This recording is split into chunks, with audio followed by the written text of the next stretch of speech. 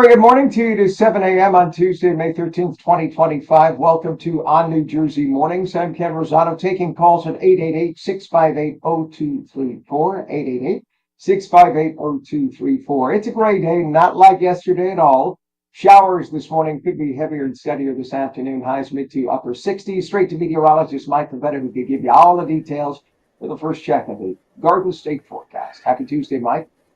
Happy Tuesday. Good morning, Ken. Yeah, some wet weather around this morning. Good idea to grab the umbrella if you're headed out. Look behind me, the live radar sweeping the skies at 7:02, and you see those light showers working their way through central New Jersey, even right now through southern New Jersey, with the rain that began earlier this morning or in southern New Jersey around 2 a.m. It's been slowly creeping through the northern sections of the state, there through Sussex County, back over toward Warren County by Blairstown, and even covering Morris County, right along Route 80, down through Somerset County this morning. These are the light showers that are ultimately working their way northward at a snail's pace, giving some light showers there along the Parkway, there by exit 109 in Red Bank, a little further down toward Route 9 in Howell, and back over through the bottom of New Jersey, right down toward Cape May, or really the best part, especially now that the summer's approaching. Some light showers working through Cape May County as we speak. These are the rain showers that will linger through the rest of the day, and just give us some light spotty showers through this afternoon. An overall gray day by comparison,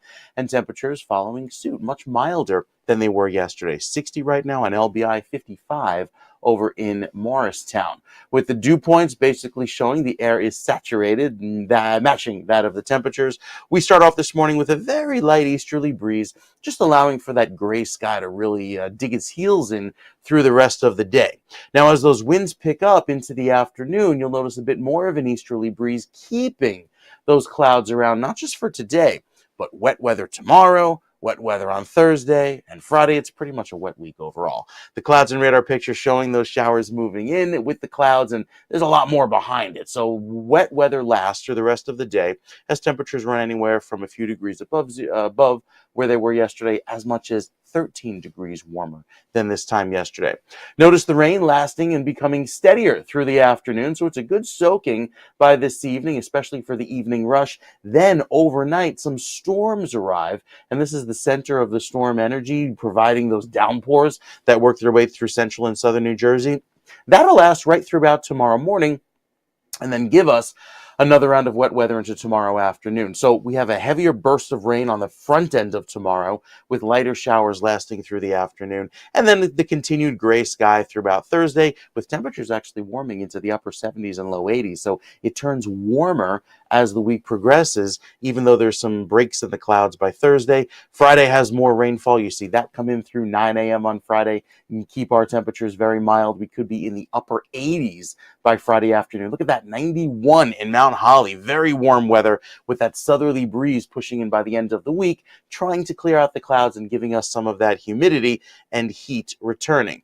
I think Friday night sets the stage for potentially another round of wet weather into the weekend. So we're not out of the woods just yet with the rain, even though there's chances of it each and every day as temperatures climb from the 60s today into the 80s by Friday. A big warm-up, Ken, on the way for the upcoming weekend. We'll talk more about the weekend weather, Ken. That's with your next weather update in a few minutes. All right, Mike, just to give a heads up to everybody, there is a mic issue on my end. So if you do I sound kind of hollow to you, Mike? Because I know normally I sound kind of hollow anyway. But do I sound kind of hollow to you? It's a special echo. It's that reverb that you get first thing in the morning. The echoes, yeah. For real, though, it sounds like it's not coming from this, right? Correct. It sounds like you have a boom mic on. Yeah. We'll figure it out. But you guys can all hear me? You can hear me? Yeah, we got you. All right, we're going to have to get through block A. We'll see if we can do this. All right, Mike, thank you very much. All right, buddy. It is 7:05 right now. Let's take a look at the roadways and the traffic that we have. And currently we have a crash on I-80 on the local lanes east of exit 66, which is Hudson Street and Hackensack. A left of the two left lanes closed. We have a crash on 676 northbound by exit 1, which is in Camden. The right shoulder is closed. And a crash on the New Jersey Turnpike Western Spur Toll Plaza northbound by interchange 18W, the GWB, that is causing the right shoulder to be blocked. We also have an unanticipated construction delay on I-78 eastbound, that's west of exit 11, Pattenberg Road in Bethlehem Township, 2 left lanes of the 3 lanes closed. And not only do we have ongoing roadwork repair for the problem that we have on I-80 exit 34 Route 15 in Morton, but apparently now there was another small sinkhole that occurred last night. Pam was with overjoy, sent me a picture of this this other sinkhole that just formed. So it is what it is. They're working very hard to detect that the roadways don't have voids. They'd rather find the sinkholes now than open up the roadway and have you find the sinkhole. That's the 7:07 is our time. Former Newark Mayor and State Senator Sharp James has passed away at age 89 after a series of illnesses. A towering figure in New Jersey politics, James served as Newark's mayor for 20 years, earning both fierce loyalty and criticism. Known for the intense 2002 street fight campaign against Cory Booker, which he won, James' 40-year career was marked by passionate controversy. His tenure ended after a 2008 federal corruption conviction, leading to a 27-month prison sentence. A champion of Newark, James leaves behind a complex with his name and a complex legacy. Tensions are escalating in New Jersey as ONNJ Transit and its locomotive engineers face a potential strike by May 15th over stalled contract talks. The union, demanding higher wages, accuses ONNJ Transit of inflating salary figures, while CEO Chris Polluri insists on sticking to a previously rejected deal. Engineers have worked without a contract since 2019, a strike that halted one of the nation's busiest commuter rail lines. ONNJ Transit's contingency plan, relying on buses, would serve only about 20% of the riders at a $4 million daily cost. With negotiations at an impasse and rhetoric heating up, a resolution remains uncertain as a critical deadline looms. By the way, the ONNJ Transit engineers are now demanding $190,000 a year median salary. $190,000. No high school graduate or essential. The only requirement is that they train on the job, which is fine. And God bless them. They clearly do a good job, or else we wouldn't have the trains running. But understand, there's no college degree required.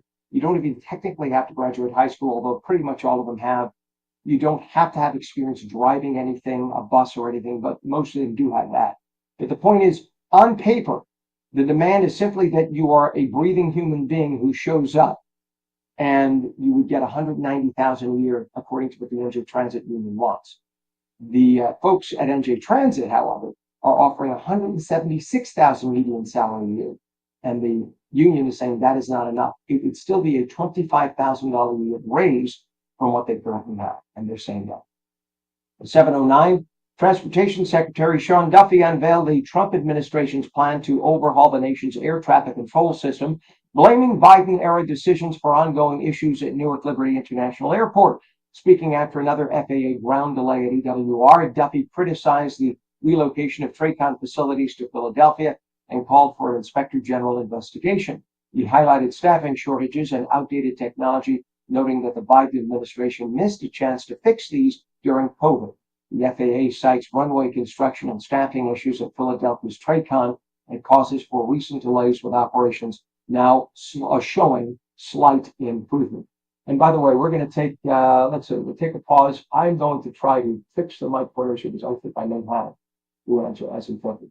Let's see if that fixed things. Pam, you can talk to my ear and tell me if that didn't fix things.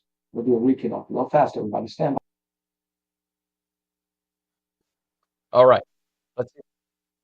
Here we go. All right. So I figured it out in the middle of his story. I had one connection that needed to be clicked. All right. We continue now at 7:10. Thanks for your patience. About 50 clergy members protested outside the Delaney Hall Detention Center in Newark yesterday. The group, affiliated with Faith in New Jersey and Faith in Action, linked arms at the main gate, singing really badly during their demonstration. We may have video or not. Protesters said they intended on blocking access to the facility until they were arrested. The group claimed they had volunteered to be arrested and indicated they would attempt to enter the facility. Meanwhile, the Department of Homeland Security released body camera video from several angles Saturday night, showing a scuffle during the arrest of Newark Mayor Ras Baraka. The scuffle shows Baraka and members of Congress resisting arrest. Baraka, who's also a Democratic gubernatorial candidate, has clashed with federal immigration officials ever since the privately owned detention facility opened. The mayor bailed out shortly after his arrest. 7:11. In a moment of joy and relief, hundreds gathered in Tenafly to celebrate the release of Eden Alexander, or Adan, depending on your pronunciation. He is the last U.S. citizen held hostage by Hamas for over 19 months. The 21-year-old Israeli-American was kidnapped while serving in the Israeli Defense Forces October 7th of 2023 and was finally freed and handed to the Red Cross before reuniting with his family. At Hyler Park, where Alexander grew up, supporters danced, waved flags, and watched a live stream of his release. Friends called him resilient, a source of strength, who even helped translate for other hostages. Congressman Josh Gottheimer praised the Alexander family's unwavering faith. The community now awaits Edan's safe return to the United States. 7:12, the Jones Road wildfire in New Jersey, which scorched 15,300 acres, is finally 100% contained. Officials announced that on Monday. Two people, 19-year-old Joseph Kling and a 17-year-old, face arson charges for allegedly setting wooden pallets ablaze and misleading investigators. The fire, sparked April 22nd, forced evacuations in Ocean and Lacey townships. Despite challenges, the New Jersey Forest Fire Service has fully contained that blaze, as we mentioned. That's good news. And President Trump endorsed Jack Ciattarelli for New Jersey's GOP gubernatorial nomination in a social media post, likely sealing the primary race. Trump called Ciattarelli a winner best positioned to defeat Democrats, granting him complete and total endorsement. Ciattarelli, once a vocal Trump critic, has embraced MAGA ideals this campaign, securing a commanding polling lead over rival Bill Spadea, who pitched himself as the true Trump socialist and loyalist. Despite Spadea's efforts, Ciattarelli's statewide relationships and fundraising edge won Trump's support.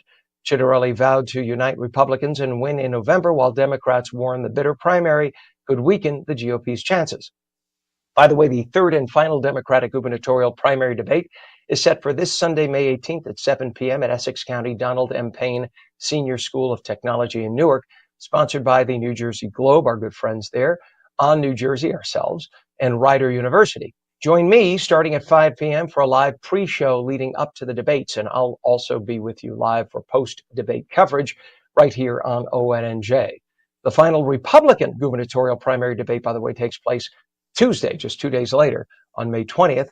And just last night, Democratic gubernatorial candidates Ross Baraka, Steve Fulop, Josh Gottheimer, Mikey Sherrill, and Steve Sweeney faced off in a heated second debate that was hosted by New Jersey PBS. The candidates clashed on key issues, showcasing their visions for the future of the state of New Jersey. A deadly house fire in Washington that claimed 2 lives early Sunday is now under criminal investigation. The blaze on Tranquility Court, captured on surveillance video, destroyed a home and damaged a neighbor's property. Investigators say the fire was not caused by an explosion, despite loud booms reported by residents, which likely occurred after the fire started. Could have been a propane tank inside. Neighbors described the flames as massive, engulfing the house rapidly. The Gloucester County Prosecutor's Office is treating the deaths as suspicious, with autopsies pending for the man and woman found inside. Authorities have not released the victims' identities or further details as the investigation continues. President Trump announced plans to sign an executive order this week that he says will drop the cost of prescription drugs by between 30 and 80% almost immediately. For years, drug companies have introduced new drugs to Americans at exorbitantly high prices, citing the cost of research and development. Research and development, that's all you hear. Yet they take those same drugs and sell them overseas at the same time for pennies on the dollar, basically having Americans subsidize the cost of the drug for everyone else on the planet. Well, Trump noted that the cost of drugs will finally now rise throughout the world, but for the first time practically ever, prices here will finally stabilize or fall. 7:15 and 58 degrees. When we come back, New Jersey Globe editor David Wildstein will have the latest on New Jersey's political scene with the Inside Edge. Showers this morning, becoming heavier and steadier this afternoon. Highs in the mid to upper 60s. Meteorologist Mike Favetta returns with your full Garden State forecast. Plus, we're taking your calls at 888-658-0234. You're watching On New Jersey Mornings. Don't go away.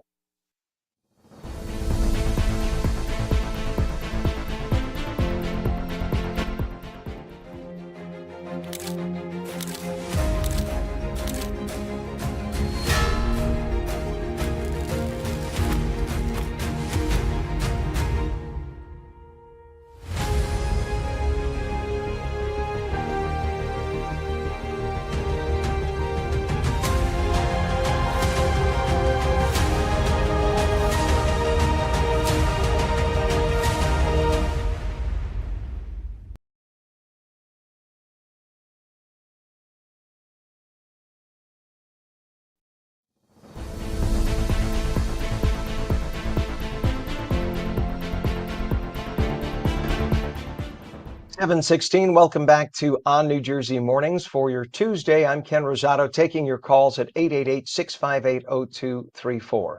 Showers this morning becoming heavier and steadier this afternoon. Highs in the mid to upper 60s. Straight to meteorologist Mike Favetta with the live Garden State forecast. Mike, when we have technical issues, we don't need no stinking Yeah. time down. We fix it on the air. You know this. You continue doing a forecast. You turn the camera on, and hey, we got a microphone issue. You're going to just watch me fix it because we've done this Ken, long enough. We're I professionals. have changed my own light bulbs at the chroma key during commercial break. So that's how efficient we are here, because what That's it. engineer at 4:58 in the morning is going to go, "Oh, I'll get right on that." I mean, come Nope, on, it's, ain't happening. We're the it's just engineers. that Thank time. you. We are, we are. The one-man show here, and in each in our own respective ways combined make a great team. We've got some wet weather on the Frightening. way today, and it's that rain, Ken, that's really going to get you wet throughout the afternoon. We start off light showers this morning, and those are the showers working their way through central and northern New Jersey. But look at what's coming. This is just buckets of rain on the way for later on today into tonight. All of this moves in across New Jersey throughout the course of the day, so it's like a little appetizer before the main course, and that's what's taking place right now down the turnpike through Hainesport, Mount Laurel, even over through Deptford and down by Glassboro. Live radar now showing those light showers, and then future radar working their way up through Ocean County into Monmouth County later on this morning through the 9 a.m. hour. Those are the showers that continue to give us the wet weather this morning. Live radar now at 7:18 shows the light rain moving its way up 202 and 287 there into Morristown and over through Union County, crossing Route 24 shortly. So it's the wet weather this morning that gives us some of these showers today. Also, temperatures will be very mild compared to yesterday, 70 or 71 as an average high through central New Jersey. The pollen numbers have come down a little bit, but mold's peaked slightly due to the wet weather that's been around. We'll see grasses rise over the next few days as well. With the rainfall totals that have been so far not that impressive, given that it's been dry the last few days, we're going to see a big push of rain at least through Friday. Now, it doesn't come all at once, so there's no flooding concern, but it's drawn out over the course of several days, anywhere from 1 to 2 inches of rain there in Newark, same for you in Morristown, and upwards of an inch down in central New Jersey, there by Mount Holly. Sun today? Maybe. We get a moderate UV, which is a 4 on the board. So anticipate a little bit of sunshine maybe returning later on this afternoon. But overall, I think it's going to be gray from this point forward. So there could be a few patchy breaks in the clouds later on today. It's a large system that extends that back into the Midwest. The center of circulation is there over Ohio. And so we're just left with all of these showers that move in through the afternoon. Even some downpours take over by later on tonight. So it's a soggy finish to the day. You see those bright shades of orange and red move across New Jersey. Those are the downpours that last into tomorrow morning, and then try to clear out by Thursday afternoon. That southeasterly breeze pretty persistent, keeping the clouds around. But then with a little bit of a wind shift from the south by Thursday afternoon, we try and get some breaks of sun, and that will help heat us up into the low 80s by Thursday. Friday could be even warmer, with more breaks of sun helping our highs climb out of the 80s and maybe into the 90s in spots by Friday afternoon, given there will be just enough warmth there to get up to 96 over in Camden. Hot stuff on the way by the end of this week. 92 in Medford, and the rest of the state faring warm as well. By Saturday, there will likely be some showers around. We get some early morning showers, clouds most of the day, maybe a little bit of clearing, and then another round of rain later on Saturday night. But I think Sunday and Monday see a nice clearing, a dry way to start off next week, much like this week, and we keep that clearing into the early part of next week, likely in through Tuesday as well. So as far as this weekend, plan on a pretty cloudy day on Saturday with a little bit of a shower early on in the morning, but sunshine returns on Sunday with drier weather and temperatures in the upper 70s. Ken, we take a look at that 7-day forecast coming up. Let you know how we do into next week, because Memorial Day is already in the forecast. It's in view in the 14-day, but we'll take a peek coming up in a few minutes. Yeah, look, the most important thing Mother Nature could do is give us a good Mother's Day. And Mother Nature got all gold stars. And in fact, I had to borrow from one of my neighbors some of the old gold stars to put up there. That's how nice Mother's Day That's was. right. So as long as you take Yep. care of Mom, everything else, we'll deal, right? All right. Thank you Yeah. so much. We appreciate you. Thank you so much, Mike. It is now 58 degrees. very damp and gray, as Mike was saying. That is the weather today. We have an unanticipated construction delay on 78 eastbound west of exit 11 Pattenberg Road in Bethlehem Township. 2 left lanes of the 3 lanes are closed, so that's causing quite a bit of an issue. And let's take a look at this camera. This is the approach Pam tells us of the 8095. There we go. This is 8095 approach to the GWB. Of course, Pam told me excitedly, Ken, there's a breakdown over there in that lane and it's causing more backups. And of course, the second we go to take the camera, car's gone. I'm glad it was able to be moved, but nonetheless, that's just live television the way it is. So right now, based on the movement at that location, the upper level on the right, lower level on the left, that's about a 45-minute slowdown across the bridge. That's what that'll take you from that point to make it across. It's about 45 minutes. Not the worst, but it's pretty heavy for this hour of the morning. Usually it's about 35 minutes at this hour. So it's a little bit of a delay additional, but okay, at least it's moving. That's the good news. We also have delays on the turnpike inner and outer roadways northbound from north of 13A, which is the Newark Airport exit, to 1 and 9 in Newark. That's about a 1.5 mile delay, and that's all due to volume. Ongoing road work construction. This is on I-80 east and westbound at exit 34, Route 15 in Wharton. In fact, the new pothole opened up. Right now, you're looking at the Berkshire Valley median of I-80. This is where people are getting off. But this is ongoing. They found another sinkhole last night, and they're fixing it. They're working on it. Apparently, it isn't as huge a void as they've had in the past, and this camera's been going on and off. So nonetheless, they're trying really hard because they have a deadline within the week. They wanted to open 1 or 2 westbound lanes, and right now they say they're still on track, but we'll see what happens. Keep our fingers crossed for them. They've been working very, very hard to get this done. 7:23 is our time. It is now time for Politics from Trenton, explained like nobody else can do it. Here is our friend, New Jersey Globe editor David Wildstein with the Inside Edge. Good morning, everybody. Welcome to the Inside Edge. It is Tuesday, May 13th. And about 12 weeks ago, the Inside Edge talked about the Trump factor, how President Donald Trump had the ability to pick the Republican nominee for governor of New Jersey if he wanted to, if he felt like it. And last night, he might have done exactly that. At the very least, Trump has upended the Republican gubernatorial primary by endorsing Jack Ciattarelli. And make no mistake, this is a big, huge, gigantic, enormous freaking deal.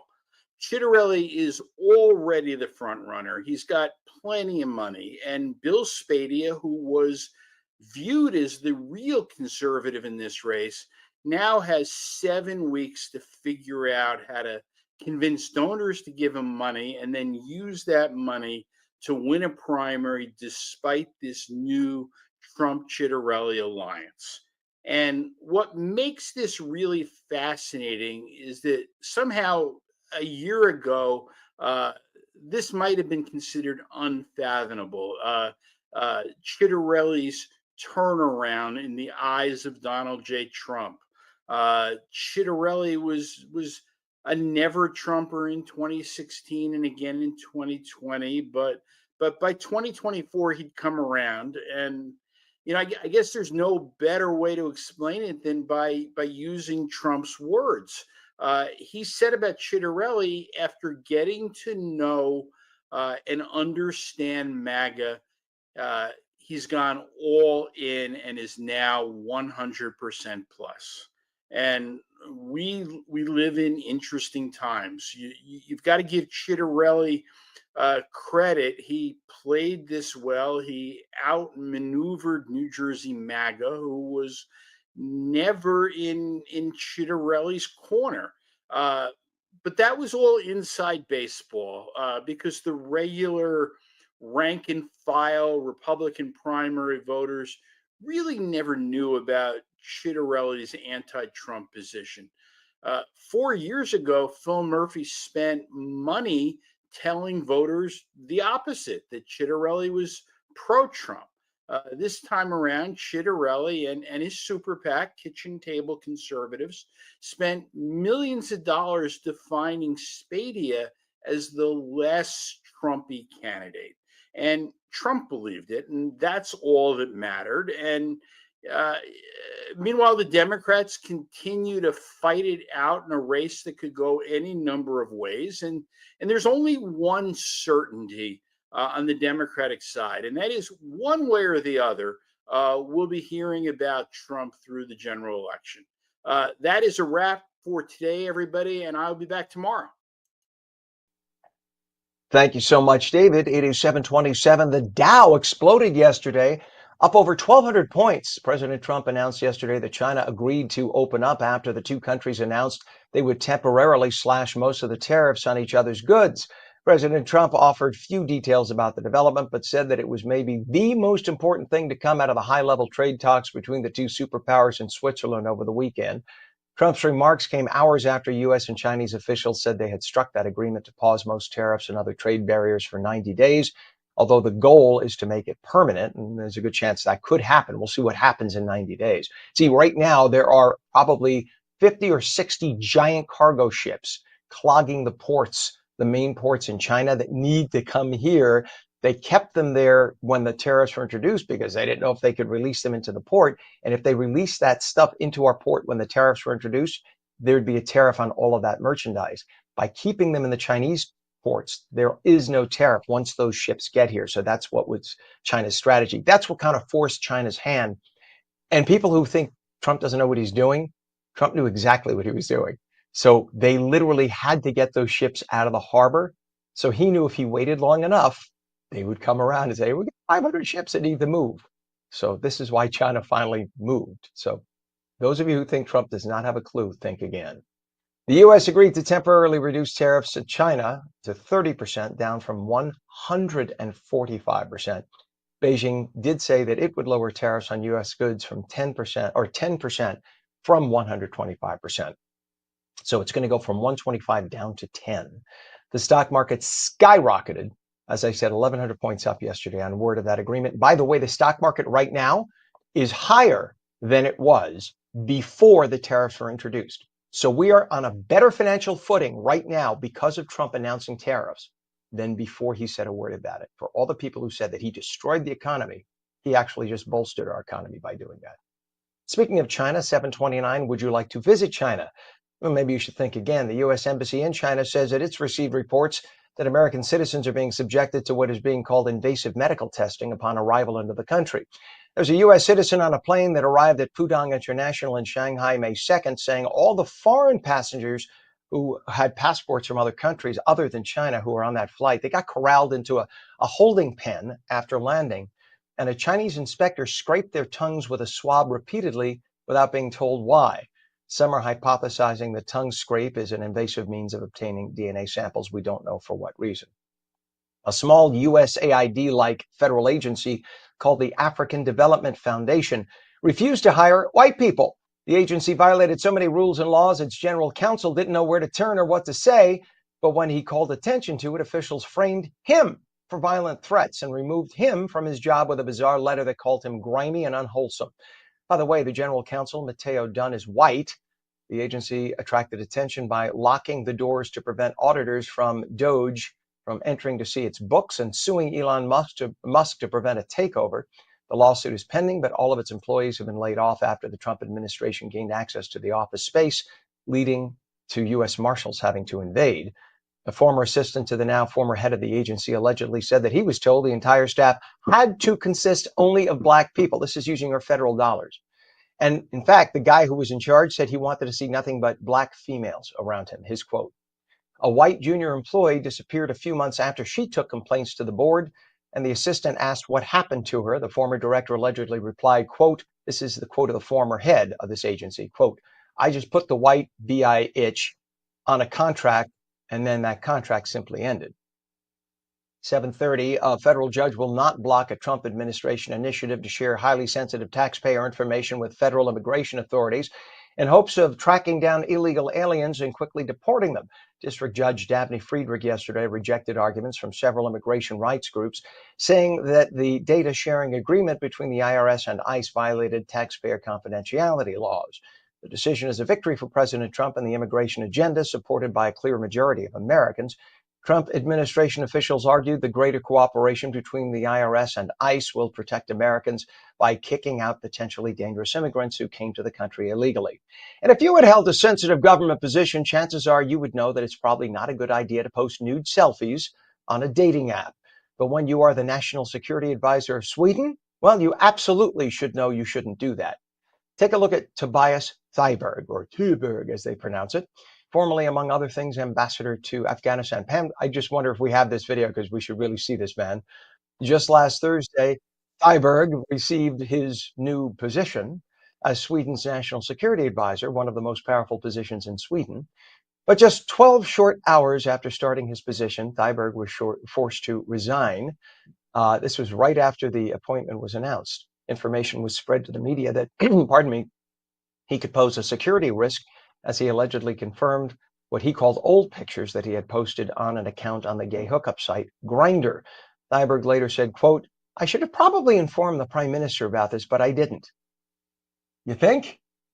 Thyberg was replacing another guy the day before who was forced to resign over a slate of his own high security slip-ups. Hey, Sweden, what's going on?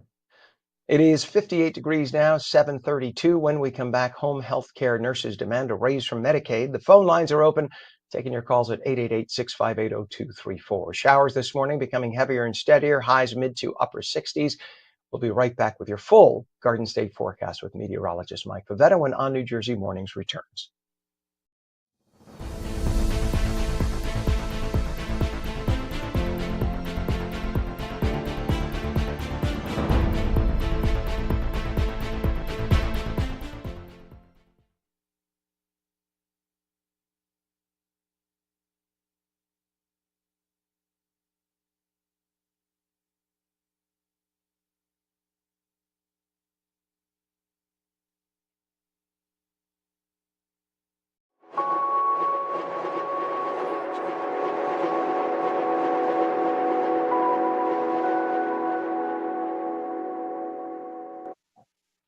And a very good morning. It's 58 degrees, 7:33. I'm Ken Rosato. Welcome back to On New Jersey Morning. Showers this morning becoming heavier and steadier this afternoon with highs in the mid to upper 60s. Meteorologist Mike Favetta with the detailed Garden State forecast. Going to get really heavy later, right, Mike? It is going to get heavy later on, especially once we get through the overnight. Likely see some downpours come through. We showed you that on the Futurecast. We'll show you again coming up in just a few minutes with some heavy rain on the way for tomorrow. A good soaking already greening things up across New Jersey. So there's a light rain on tap during the daylight hours today as that wet weather gets going again tonight. The showers last through tomorrow with warmer weather that arrives with some fog on Friday. And then the sun returns on Sunday. A very pretty way to finish out the weekend. As far as today, anticipate that rain on and off through this afternoon through portions of southern New Jersey. Temperatures slightly cooler than northern New Jersey because you have that light easterly breeze pushing in off of a 58-degree ocean. So Atlantic City climbs to 63 today, 66 in Cape May. Back over toward Camden and Hamilton, we have highs that will climb to near 70. Now the clouds last through the rest of the day, keeping that rain around. Sun setting much later on after 8 p.m. And of course, those early sunrises look very pleasant. Got a little bit of sun earlier this morning in northern New Jersey before those clouds took over, and now the rain is moving in. It's that wet weather that lasts in through the rest of the day and tonight. And really, the rest of this week, we have pretty high rain chances going throughout the remainder of the week. Little roller coaster here taking us up to 80% tomorrow, down into the 40% range by Friday, and then finally clearing out by Monday into Tuesday of next week. Regarding our air quality, it's a little poorer up in northern New Jersey where there's not much of a breeze fresh off of the water, but I think that'll improve as that rain falls and temperatures keep rising in through the next few days. So here's the Futurecast showing the rain taking over throughout tomorrow as well. I think Thursday afternoon has the best chance of seeing some clearing with a warm front that comes through Friday and any sun. We get hot for Friday afternoon as that sun tries to work its way through the clouds, warming us up, and then another front pushes in for Saturday afternoon, allowing for another shot of rain. The 7-day forecast has the warm up pretty evident here. We go from the 60s tomorrow all the way up into the 80s, maybe even warmer in some northern locations by Friday afternoon. Saturday has some rain, specifically in the afternoon hours after some early morning fog. And then Sunday starts to see a little bit of a cool down, but average. I mean, this is where we should be for this weekend in May, going into Monday with temperatures climbing into the mid 70s and sunshine. The shore points has a little bit more of that cooler weather along the shore, but still make it up to the low 70s for Thursday and Friday. There's also the chances of some rain pretty high throughout each day this week until we get to Sunday with drier weather for Sunday and Monday. So wet weather for at least the next 5 days, and then we clear things out by Sunday into Monday, looking very pleasant to start off next week. It's rain we could use. It's rain that's been improving the drought, given how dry it's been. Speaking of, we'll take a check of the drought monitor coming up with the next weather update, Ken. You could have stopped it. We'll take a check. I'll take a check. Just send us a check. It's good. We'll always welcome checks here. It's a good thing. Mike, thank you very much, sir. It is 7:37, 58 degrees, and we do have some incidents to talk about. I don't know, Pam, we're doing this live together. There's a crash we just saw that just popped up. This is on the Garden State Parkway, northbound at exit 83, Route 9 in Toms River. This is by Route 9 North. Don't know if maybe sometimes the cameras they have are near the crash site, but it's not quite showing the crash. But nonetheless, the entrance ramp is blocked. There's a vehicle facing the wrong way in the entrance ramp. So the guy or individual, man or woman. Yeah. So it's by the entrance ramp by this. So you could see that the highway itself is moving. But if you're trying to get on to the Garden State Parkway northbound, apparently somebody flipped around because the roadways are wet. That does happen. So the person probably jammed on their brakes, unfortunately, and spun around. And that's what you have right now. The entrance ramp by exit 83, US 9 North in Toms River Township. Just be aware of that. Be very careful as you approach that area. Roadways, as Mike has been saying, roadways are damp. That means they're very slick because we didn't have a lot of rain in the last few days. So you're going to have a lot of slickness on the surface of the roads from the built up oil. Also, we have an unanticipated construction delay. This is on I-78 eastbound, west of exit 11, which is Pattenberg Road in Bethlehem Township toward Pennsylvania. 2 left lanes of the 3 lanes are closed. We have delays at the Lincoln Tunnel, South Tunnel, eastbound New Jersey side, the toll plaza area. All lanes are open, but now travel time into New York is 30 to 35 minutes. It's about 25 minutes at the Holland. If we take a look at the approach to the GWB, still very heavy. Now we're talking about 45 to 50-minute delays, upper and lower levels as you make your way on the 8095 approach into Manhattan on the GWB. And that is simply volume at this hour. There's no accident to report. There it is right now. In fact, wow, it's pretty much at a standstill. And you can see whenever you have a gap in a lane like that, that means people see there's some kind of an incident or an accident or a breakdown.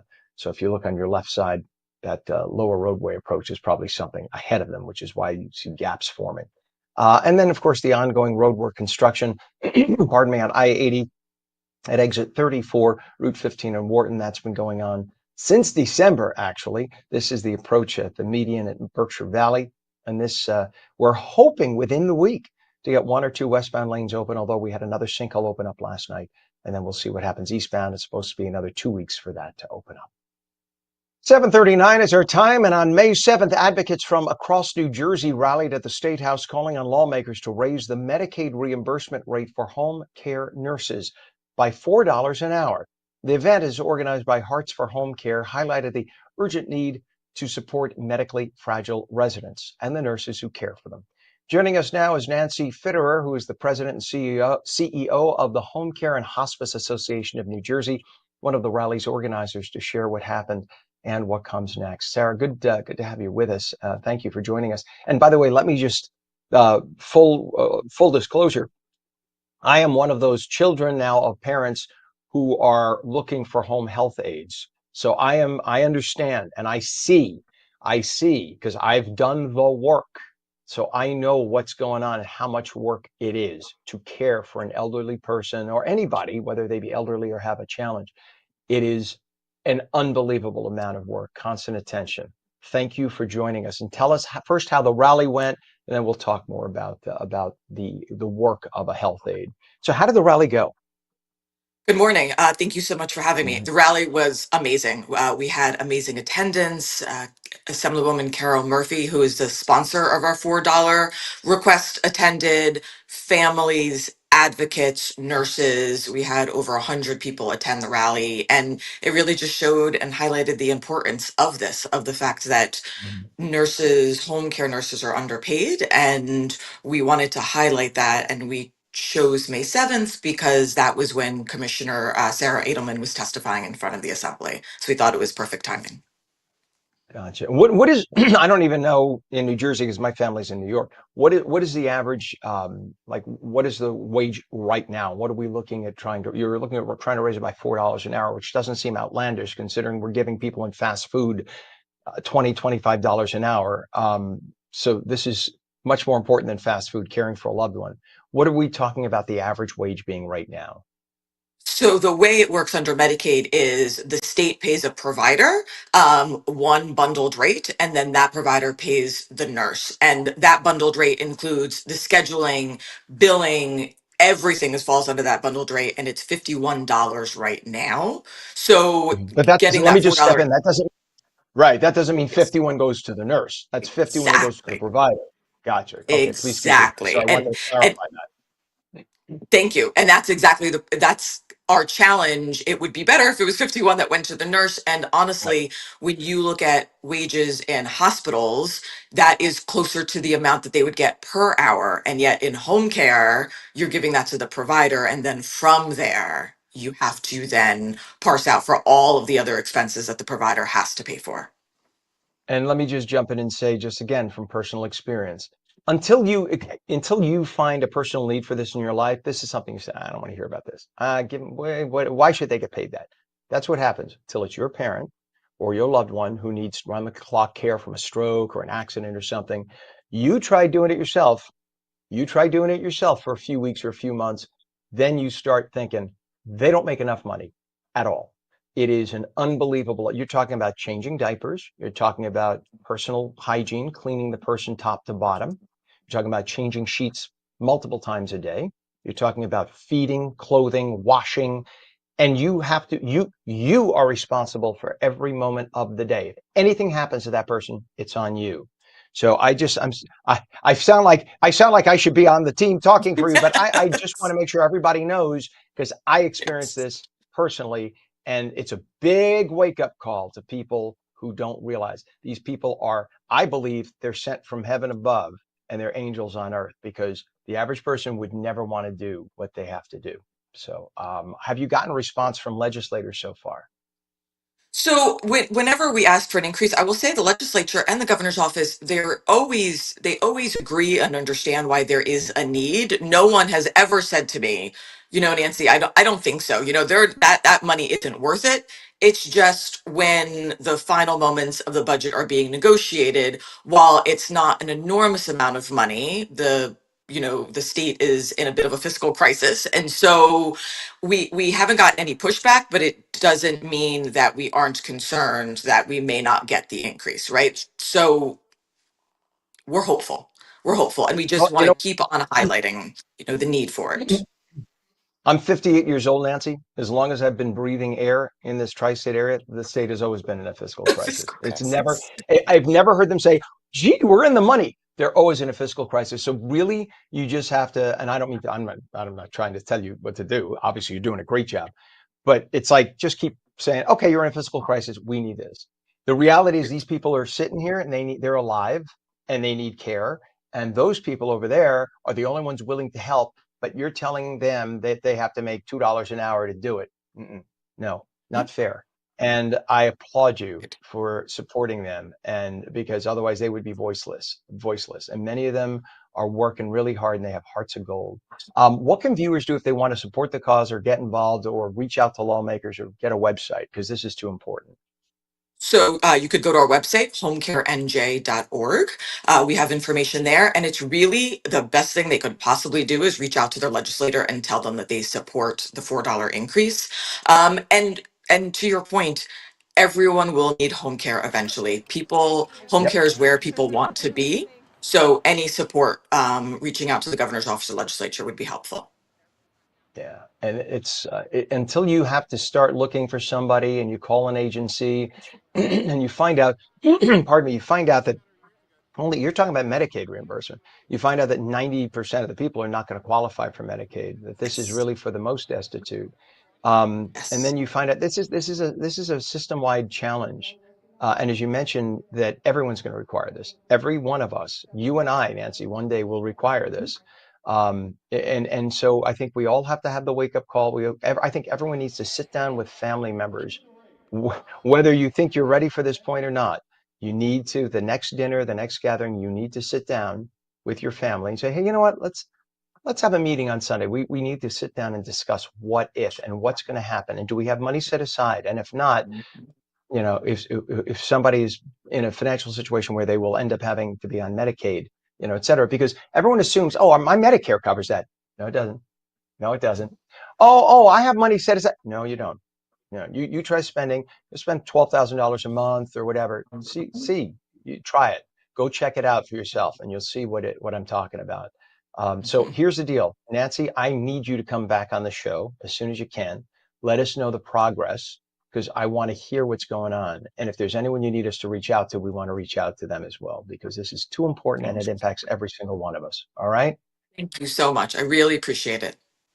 No, thank you for doing what you're doing. And we appreciate you. And we just wish the absolute best. Let's keep our fingers crossed because it's, again, I think a lot of people have the misconception when you say that $51 amount, think betting $51 an hour. No, they are not.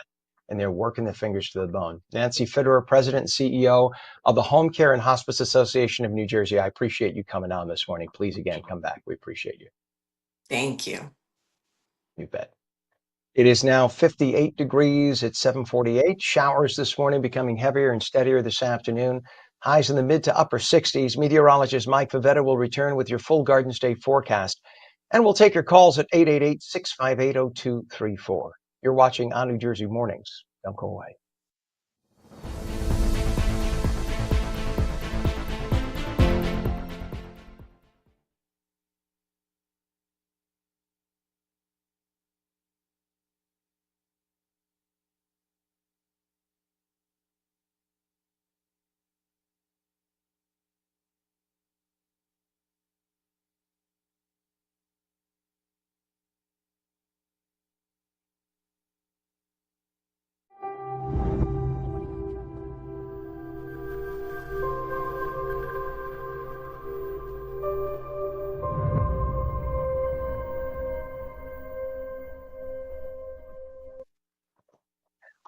I call that reentry, I call that the incense. When you see the smoke coming, I call that the incense. I feel like I should be sitting here with my arms folded and give you words of wisdom. Welcome back to On New Jersey Mornings. I'm Ken Rosato at 7:49 right now. We have 58 degrees. And we're taking your calls at 888-658-0234. You give us words of wisdom, please. Showers this morning could be heavier and steadier this afternoon. No, not could be, will be. Highs in the mid to upper 60s. Right to meteorologist Mike Favetta. He gives us words of wisdom with the full Garden State forecast. Good morning, Mike. It's like Ken the Guru, right? Give you that early morning word of wisdom I was going on to the way break out the into an door. accent, but people would find it offensive. So that's why I said no accents, Ken. But yeah, I was going to go I there. know, I know. I was thinking the same. Hey, about the accent part, how that would be, yeah, it'd be something. Hey, our weather looks very, very pleasant throughout the end of the week. Now into Friday, a little wet, little gray. Temperatures warming into the low 70s today, but likely well into the upper 70s, even 80s, potentially as warm as 90 away from the coast inland by the time we get to Friday. So anticipate those showers and clouds today, and with it, a little bit of an improvement in southern New Jersey for the drought, not so much in northern New Jersey, still running a little bit below average in terms of that rainfall. For the last 30 days, we have seen above average rain in northern New Jersey, but below average rain in southern New Jersey. So that just goes to show how much rainfall, at least for the last few months, southern New Jersey has seen, given that there's been such a rainfall deficit recently, and yet your drought isn't all that bad down there. Now, going beyond the next week into the following week, there is a slightly cooler trend that'll take over, not just for New Jersey, but for most of the Northeast. And isn't that appropriate, timing out just in time for Memorial Day weekend, which typically somehow always happens to be cooler wetter and cloudier as each year passes. And yet here we go with another increasing chance of rain through that weekend as well. So something to watch as we get closer, especially with the forecast. Now our weather looks nice and pleasant going forward through the next few days. That 7-day forecast has highs that will be well above average throughout Thursday into Friday, with temperatures on Saturday reaching 80 degrees. But note, there is a chance of a shower or storm each day. We got our first round of rain today with thunderstorms on the way for tonight and downpours early tomorrow morning. And then we just kind of repeat that each and every day with maybe some intervals of sun as we head toward Thursday and Friday. Saturday afternoon looking better. Sunday, I think, has some clearing. And then by Monday, we're back in the mid 70s. It's the shore points that have cooler weather around come Thursday and Friday with that easterly breeze. You'll notice the wind really pick up tomorrow at the shore. That's why the high only climbs to 68 degrees, with Thursday and Friday also featuring some cooler weather. You have to head inland to reach those 80s. Saturday and Sunday featuring clear sky by Sunday afternoon, certainly. And then Monday has a high of 73, so looking very pleasant as we head into next week, but I don't think it lasts into Memorial Day weekend, especially as those clouds and showers tend to return just in time for the holiday. So we'll see if we can work on that a little bit. All right. Hey, Mike, I'm going to ask you, and this is this is the edge of politics, but it's not about politics. This is about personalities. Did you ever met Newark, the former mayor of Newark, Sharp James? No, I have not. Okay, so he's deceased now, right? And we're talking about that next. But when I was a baby reporter at Channel 7, literally the day I walked in the door to start, my first day was December 2nd, 2003. You weren't even born yet. I'm kidding. This was at Channel 7, 2003. I remember the news director, a guy named Kenny himself, his name was Kenny, and he said, "Listen, Rosato, talk with a lit like this." He looked like Khrushchev, who's chubby and bald. He said, "You sit over there." He says, "We'll send you out to shadow a reporter today. You don't really have anything to do. Just watch." I said, "Okay." I literally sit down, put down my bag, and the assistant news director came running out and said, "We got an incident in Newark right now, blah, blah, blah, blah. It's a carjacking. Who do we have?" News director said, "Oh, we got Rosato." So I was supposed to sit and observe. 2 seconds before he told me, "You just sit and observe." And they sent me out Yeah. on a story, and I was the lead at Mm-hmm. 5 and 6 on Channel 7. That was my baptism by fire the first day. I couldn't Yep. even remember how to what we call a sig out when you finish. I'm Ken Rosato, channel blah blah blah. I couldn't even remember. I didn't even remember. I was so nervous. Well, how do you end the report? So we get to Newark, and there was the carjacking. The car was like flipped over. The door was open. So Whoa. the ambulance had been there taking care of people. Police must have taken care of people and left. And yet the whole crime scene was exposed. I'm about to go on the air. No other reporter there. And who shows up? Sharp James. He pulls up in his mayor's car with the light going. He comes over. Could not have been a nicer man. And he stood there and says, Wow. "I have the information for it, sir." He says, "I'll give you whatever you need." He gave me a live on the air report. He literally made me the star by doing that. So I know he had issues. He was arrested, but may he rest in peace. I'm sorry to take so much time, but I just need to say this is like No, one of those no, moments that he literally set the future trajectory that I had at Channel sure, 7. sure. So I'll never forget that. Anyway, thank you for indulging me, Mike. I appreciate that. All right, buddy. We'll check with you in a little bit. It is now 59 degrees, and I'm sorry to take away the time from this. We have a crash now reported on the GWB lower level, eastbound lower Trans Manhattan Expressway in Manhattan with a right lane blocked. And then this Garden State Parkway camera that we have right now. This is in the 130s. Pardon me. So this is in the vicinity of Cranford. You can just see it's just some volume. It's really not that bad. We're just giving you an idea of what the damp roadways are doing. Volume in some areas worse than others. This a minute ago was kind of a little bit heavier, but it's now moving, which is a good thing. We do have a crash, though, a little further north of this point on the Garden State Parkway southbound, south of exit 149 in Bloomfield with the right shoulder block, and a crash northbound Garden State at exit 83, which is way south, US 9 north in Toms River Township with the entry ramp blocked and a vehicle that flipped around facing the wrong way. We have construction going toward Pennsylvania. Excuse my throat today, folks. This is on I-78 eastbound, west of exit 11 Pattenberg Road in Bethlehem. 2 left lanes of the 3 lanes are closed. And we have delays now at the Holland, about 25 minutes into New York, about 30, 35 minutes at the Lincoln. And we have the, let's take a look. Did we show the GWB Chem 8095 approach? We could show that. And that's pretty heavy right now. Yeah, and that's because one of the approaches on the lower level, we do have a vehicle that's disabled. So the lower level's on the left, upper level's on the right. That's about a 45 to 50 minute travel time into Manhattan. You don't have to show the next cam, Pam. I'm just going to mention it really fast. Again, the construction that's ongoing I-80 east and west at exit 34, Route 15 in Wharton. That's going on. Another sinkhole found last night.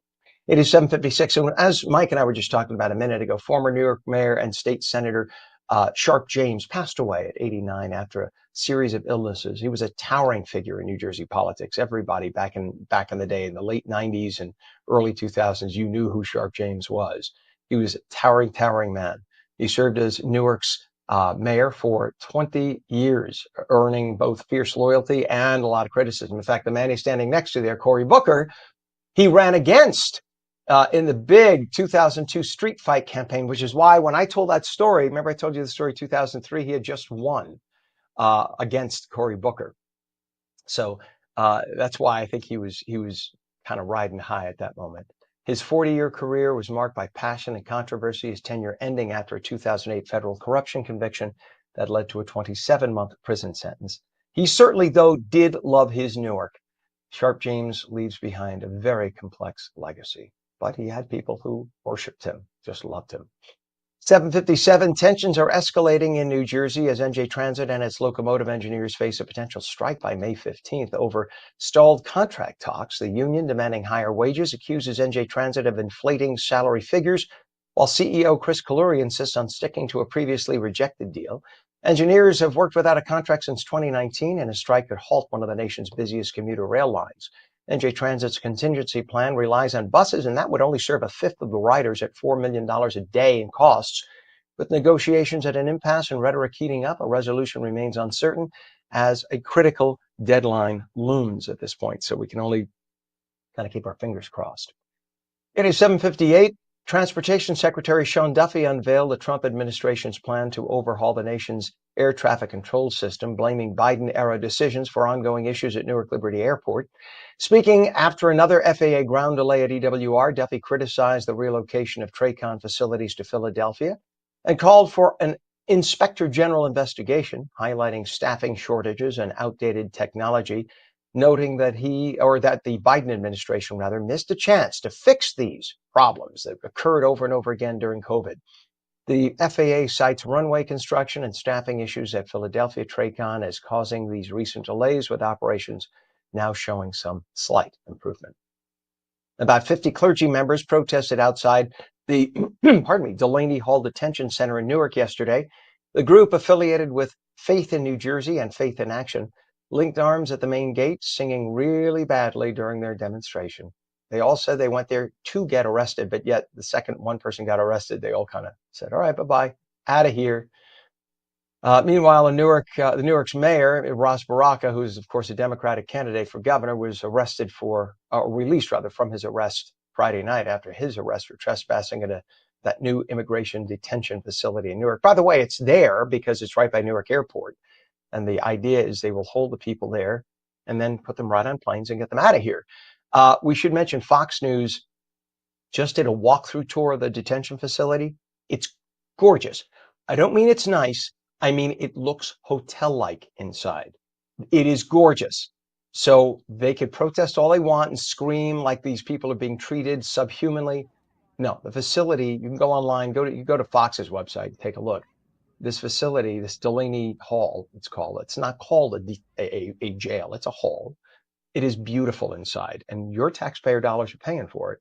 And remember, many of the people who will be put in this facility are people who will come forward, who will acknowledge using the app that they are here illegally and they want to leave. They'll be given free airfare home, and they will be given a $1,000 check from the U.S. government, your taxes and mine, once they get home to their final destination. And then they can apply to come back legally as citizens if they go through the process that way.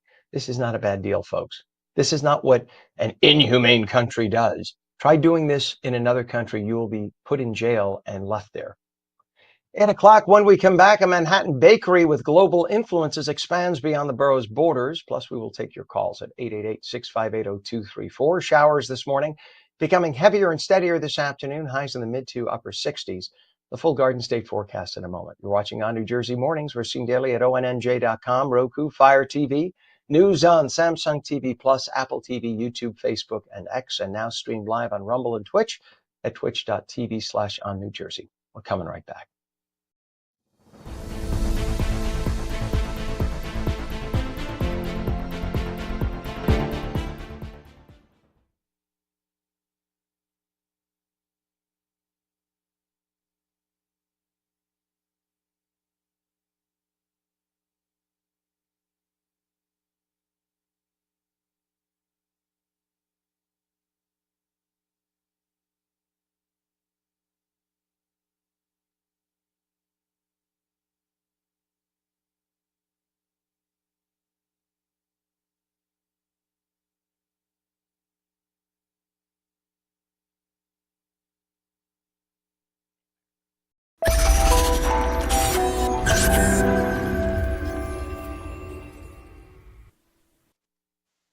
Good morning. It is 8:02, 59 degrees now. It's Tuesday, May 13th, 2025. Welcome back to On New Jersey Mornings. I'm Ken Rosato, taking calls at 888-658-0234, 888-658-0234.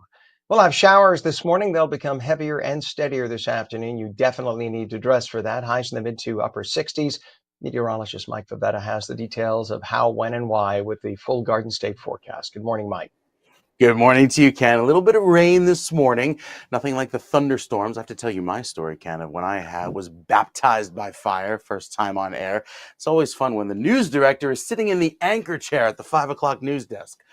Yeah, a little tease for you. We'll get to that later on. Notice the light showers that work their way through northern New Jersey now. A little sprinkle, get you going on this morning, but more heavy rain is on the way for later today.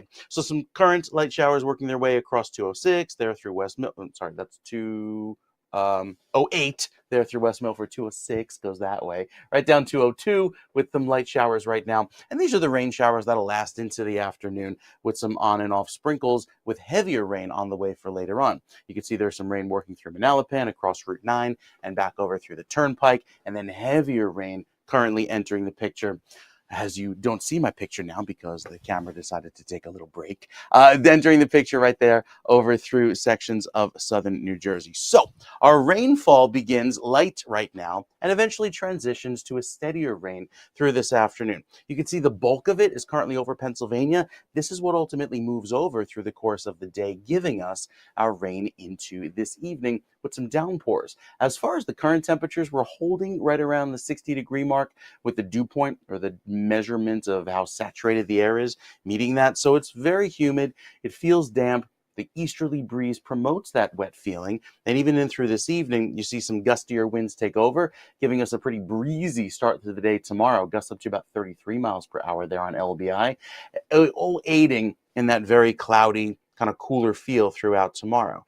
Then we have the steadier rain take into this evening with some downpours on the way. So first the light rain begins, gets heavier into this afternoon, and temperatures already starting to cool off because of that rain, running anywhere from, well, at the same temperature as this time yesterday, up to about 9 degrees warmer. Here's the futurecast showing some of those heavier showers take over through this evening. Temperatures will hold right around 60 at the coast, maybe get up to 64 or 65 inland. But look at these bands of orange and red come on through. These are the thunderstorms that'll give us some downpours tonight. Likely last through the morning rush hour on your Wednesday, and then we get a lull in the action, a little bit of a break tomorrow afternoon, although the clouds hang pretty low. Notice the wind moving in from the south and east like Thursday morning, and then the south by for Thursday evening. That's the wind shift that promotes a big warm-up, sending highs into the 80s for Thursday evening, but as warm as the 90s inland by Friday afternoon, especially with some breaks of sun. Look how we go from the 70s in the morning all the way up into the 90s, 92 there in Camden, and 88 upward in Trenton, even 80 up in northern New Jersey there toward Morristown by Friday afternoon. So any sun that reaches the ground really heats us up, may help bring on the chance for another thunderstorm later Friday night. But overall, It's a warming trend that takes us into Friday, a little bit cooler for Saturday, and then we turn drier for Sunday. We'll tell you all about that, Ken, with a check of your weekend weather coming up in just a few minutes. Yes, we will. All right. And thank you very much. Right, good. Mike, you can't tease us and not tell us. So tell us the story about Okay, so your the first story. date So, with just 4 years after your date of your baptism by fire, here I am, first time on the air, and the assistant news director goes, "All right, we're going to gently introduce you on camera. You'll take the later show, so you'll be controlling the weather graphics for the chief meteorologist who'll be out at a fair, and then you'll take the later show, and it'll be a nice gradual transition to live television." Well, what do you know? Severe thunderstorm rolls through. They can't put up their microwave mast at the fair. So guess who's doing live at 5 with severe weather coverage? This guy, never been on air before. I am peeing my pants standing at the wall as they're counting down. And of course, the news director happened to be the 5 o'clock anchor. So he's sitting there watching my every move and making sure everything is, is A-okay. Because as you know, severe storm coverage is like ratings gold for local television. So it was Right. quite the experience. Yeah. And excuse me for looking left and right. I'm setting my my scripts as we talk, but this is probably the story of the majority of people in our business, right? This is Mm, baptism by fire is the way it happens, and it's the best yeah. way because it makes you like we're doing right now. I'm thinking on my feet. I'm talking to you, listening to you, and setting the scripts for the next story. This is what we do, right? You try to make it look as Yes. smooth and professional as possible. Meanwhile, you're doing 50 things, and I guess just the trick is just be calm and know that everybody Uh-huh. watching is with us, and right, and if you Oh, make a sure. mistake, Even when they'll the camera get it decides to turn 2 seconds off later. mid-forecast and I have to go reset it. Right on cue, right on cue, and then it'll work for the rest of the day. Just right now, it couldn't work, and that is the Hmm. issue. Mike, you are amazing. You do such a great job, and we appreciate you. Thank you so much. You too. All right, pal. It is 59 degrees right now at 8:07, and we do have some traffic to talk about right now. In fact, we have a crash on the Jersey Turnpike Inner Roadway northbound south of Interchange 13, which is the Goethals Bridge in Linden with a right lane blocked. We have a crash on McLester Street northbound by Lyle King Street in Elizabeth with a right lane blocked. And a crash on the GWB lower level eastbound. That's the lower Trans Manhattan Expressway in Manhattan with a right lane blocked. We have a crash on the Garden State southbound, south of exit 149, Route 506 in Bloomfield with a right shoulder block. Pardon me. And we have unanticipated construction, and this is by I-78 eastbound, west of exit 11, Route 614 Pattenberg Road in Bethlehem Township. 2 left lanes of the 3 lanes are closed. Delays on Route 17 northbound from I-80 and Lodi to Central Avenue, and that is just simply due to volume, but nonetheless we have it. Delays at the Holland Tunnel, taking you about 25 minutes making your way into Manhattan on the Holland. It's about 30 minutes through the Lincoln, and then about 45 to 50 minutes coming over the GWB, the upper and lower levels, eastbound I-80 95 approach. Both ways, both upper and lower, are slow because we have just a lot of volume this morning and rain on the roadways. 8:09 is our time. Angelina Bakery. It's a fast growing Italian bakery. It was founded in Manhattan in 2018. It's expanding though beyond New York and expanding beyond the identity of just Italian with its first New Jersey location in Fort Lee. Fort Lee is a great town. I love Fort Lee. Known for blending classic Italian recipes with global influences, the bakery is debuting exclusive new menu items like pizza. Pizza is like a Roman style pizza, desserts topped lattes, and Korean inspired mochi balls designed especially for the local community. It's a huge Korean community in the Fort Lee area. So big thanks to Angelina Bakery. By the way, they recently sent samples to ONNJ's studio. Of course, I'm not in the ONNJ studio, but I heard that everybody loved what was sent there. So you could be sure to follow us here at ONNJ on social media. You could see the behind the scenes look at all the delicious treats and the taste tests that they did. So let's go right now to founder Tony Park and Fort Lee franchise owner Susanto Akwang, who is, they could both share more about this exciting expansion. First of all, good morning to both of you and welcome. That's the first thing. Hello, and good to have you join us today. Good morning. Hello, good Morning. morning. So, How are you? hi. Good, thank you. So I love the idea that this started. This is an Italian bakery, but you've expanded the horizons of Angelina. It's not just Italian now. You're doing what a good bakery should do, right? When it's in the local community, you take the pulse of what the local community wants, and you serve some of the specialties for the local community. So let's start out though with the big picture. Angelina Bakery was launched in 2018. So what inspired you to start the brand, and how did the Italian and Korean background influence it? Well, believe it or not, even though I look Asian and I have a Korean blood, I was born and raised in Palermo.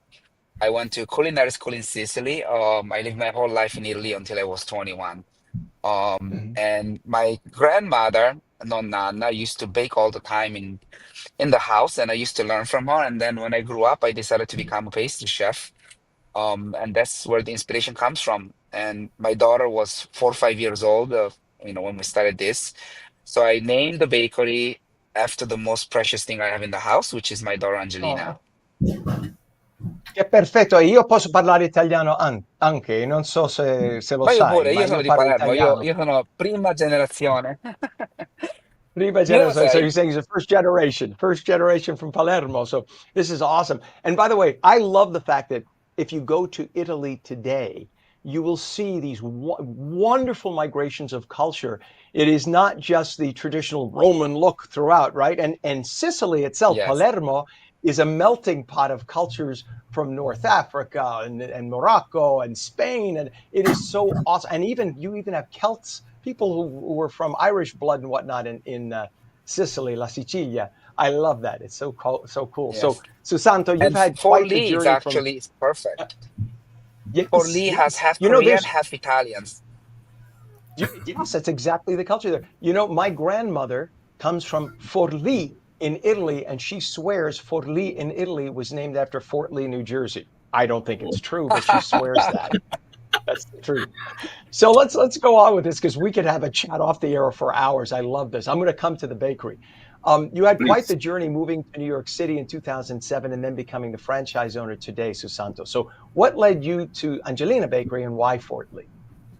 Yes. First of all, I tried the Angela Bakery in the one in the city, and then by then I like it, so I try to find who is the founder of this Angela Bakery. Then by that time, I just try to get the how to communicate with the founder, and finally I get his phone number. And then we get an interview, know each other. Then by then I'm get interested in the how to be the one of the franchises of Angela Bakery since 2023. Then I think this is still a good prospect, to develop for Angela Baker brand in the future. So that's why I started with Tony Park. Then until now, we make it happen. One of the first store out of New York City. So we try to be, one of the best in the Fort Lee, New Jersey, especially. That's You are one of the amazing. And best. Fort Lee, You are the best. yes, clearly. Fort Lee is a great community for restaurants and eateries. You really have a lot of very, very good and great ethnic restaurants, and the idea of opening that bakery there was just brilliant. I love that. It makes it almost like going to Little Italy in a sense, in that you could have your great meal and then have a passeggiata, a little walk over to Angelina's and go to the bakery and Yes. have some little espresso and a little dessert. But I love the idea that you're mixing this idea of mixing this the cultures is so Yeah. fantastic. I Yes. mean, Our so actual tell us some of the bomboloni, specialties. Go ahead. Uh-huh. what's special about our donut is that the Italian bomboloni is made with flour, eggs, and milk and butter. So it's usually very, very heavy and very dense. And it has the Italian pastry cream. Italian pastry cream is usually very thick, has a lot of calories, and it's not very soft. What we have done is the main bomboloni product, which is our donut, which is 50% of our sale. It's a Korean Italian donut dough. Even though we don't say that in marketing, the Korean donut, because after the war, Korea didn't have money to buy butter, milk, and heavy ingredients, they made donuts out of water and sesame oil. So our donuts are a mixture of the Korean donut and the Italian donut. So we brand as an Italian true brand. So we use the Italian recipe and we follow the methodology, but we have mixed the ingredients. So our cream, instead of being a pastry cream, it's a chantilly cream, which is a much lighter I cream. love It's it. like a pastry cream made lighter and cream and mixed on a 60-40 ratio. So Yes, it is a heavy Italian filled donut, but it's much lighter when you taste it. My mouth is absolutely salivating. You know, there's an old saying in the United States here. It's called necessity is the mother of invention. La necessità è la madre dell'invenzione, Mhm. right? So See, because the Koreans didn't have the milk and the butter and everything else back after the war, they came up with this, and what a exactly. beautiful blending of the cultures. That's brilliant. So what about the pizza too? The Roman pizza. A lot of people don't know that. That's Rome's answer to la pizza that comes from Napoli. So talk Yes. about the pizza. So 100 years ago, when the Roman Empire was still around there, they invented this healthy pizza in Rome for the emperor, which is a blend of regular flour, soy flour, rice flour, and it has an 85-90% hydration ratio. So you So take it's the a dough heavier dough, and you basically create a biga, like a right? fermentation ball with the yeast, water, and salt, and you let it sit there for a day, and then you put it in the walking box, and then you take it out, and then you set it for another day. So you fold the dough a couple of times, you put it with the air, and then the third day you take out the dough and you make the giant balls to create the pizza. So it's a very healthy pizza dough, which has vitamin A, B, C, D, and E. So there's a lot of vitamins in this pizza, and it's made basically with the 85-90% water and air. So it's a very light and crisp pizza. It's not even a pizza. It has its own category. In Italy, they have piadine, they have Mm-hmm. pinza, they have regular Napoleon style pizza, and then they have pizza al taglio, which is like the thick Chicago style pan pizza. So they have 5 or 6 different type of bread, which are not necessarily called pizza. There's pinza, there's Right. pizza, there's piadina, there's a bunch. Bruschetta. But You have Americans bruschetta too. usually, yeah, yeah, there's bruschetta too. Yeah, yeah. They usually generalize it. We don't. In Italy, we don't generalize. It's like five different products. You know, when you mentioned piadina, my grandmother used to make in her dialect. She would make pieda, she called it, which is piadina.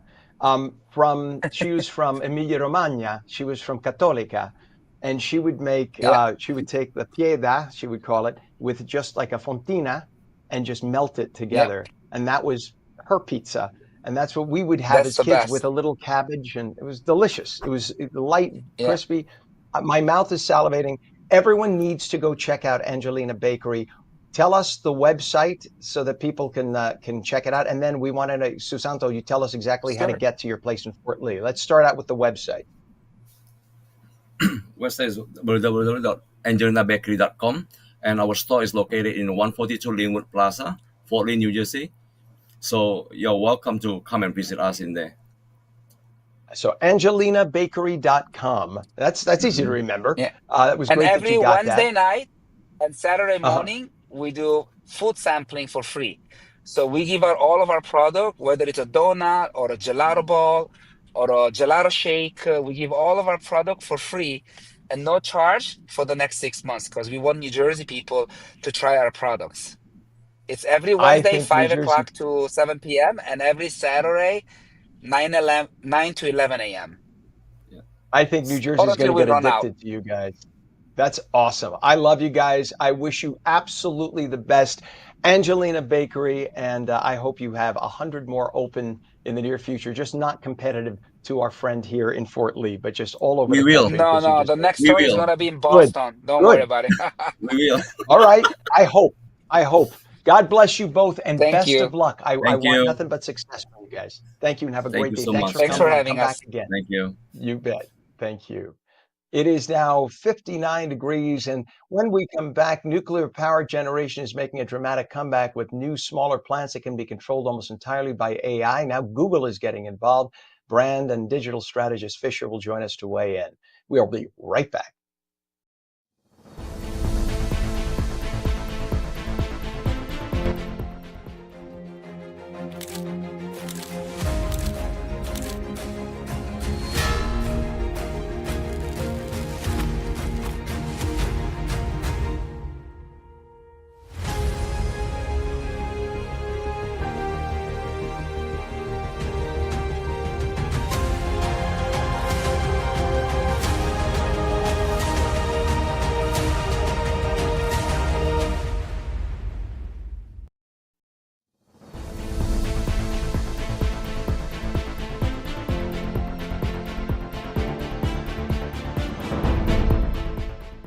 It is a damp Tuesday morning. Welcome back to New Jersey Mornings. We have 59 degrees. We go straight to meteorologist Mike Favetta with the Garden State forecast. Good morning, Mike.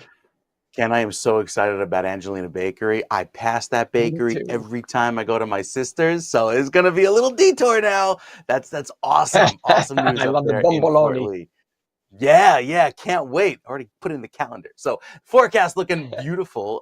By the time we get to the weekend, it's a little rainy up until that point, beginning today, with the radar showing the rain lighting up the radar screen, working through central New Jersey now. Another batch of heavy weather moving through the central part of the state, and even the animation of the last 2 hours showing the heaviest weather off to our west. It eventually slides eastward through the course of the day. So rain throughout this morning into the afternoon. The future radar takes us through about 10:15, and you can see some of those showers slowly migrating their way north, kind of giving us a good shower from head to toe here in New Jersey. Sussex County, as well as western Passaic County, has some light showers, even some working across northern New Jersey in Morris County right now across Route 80.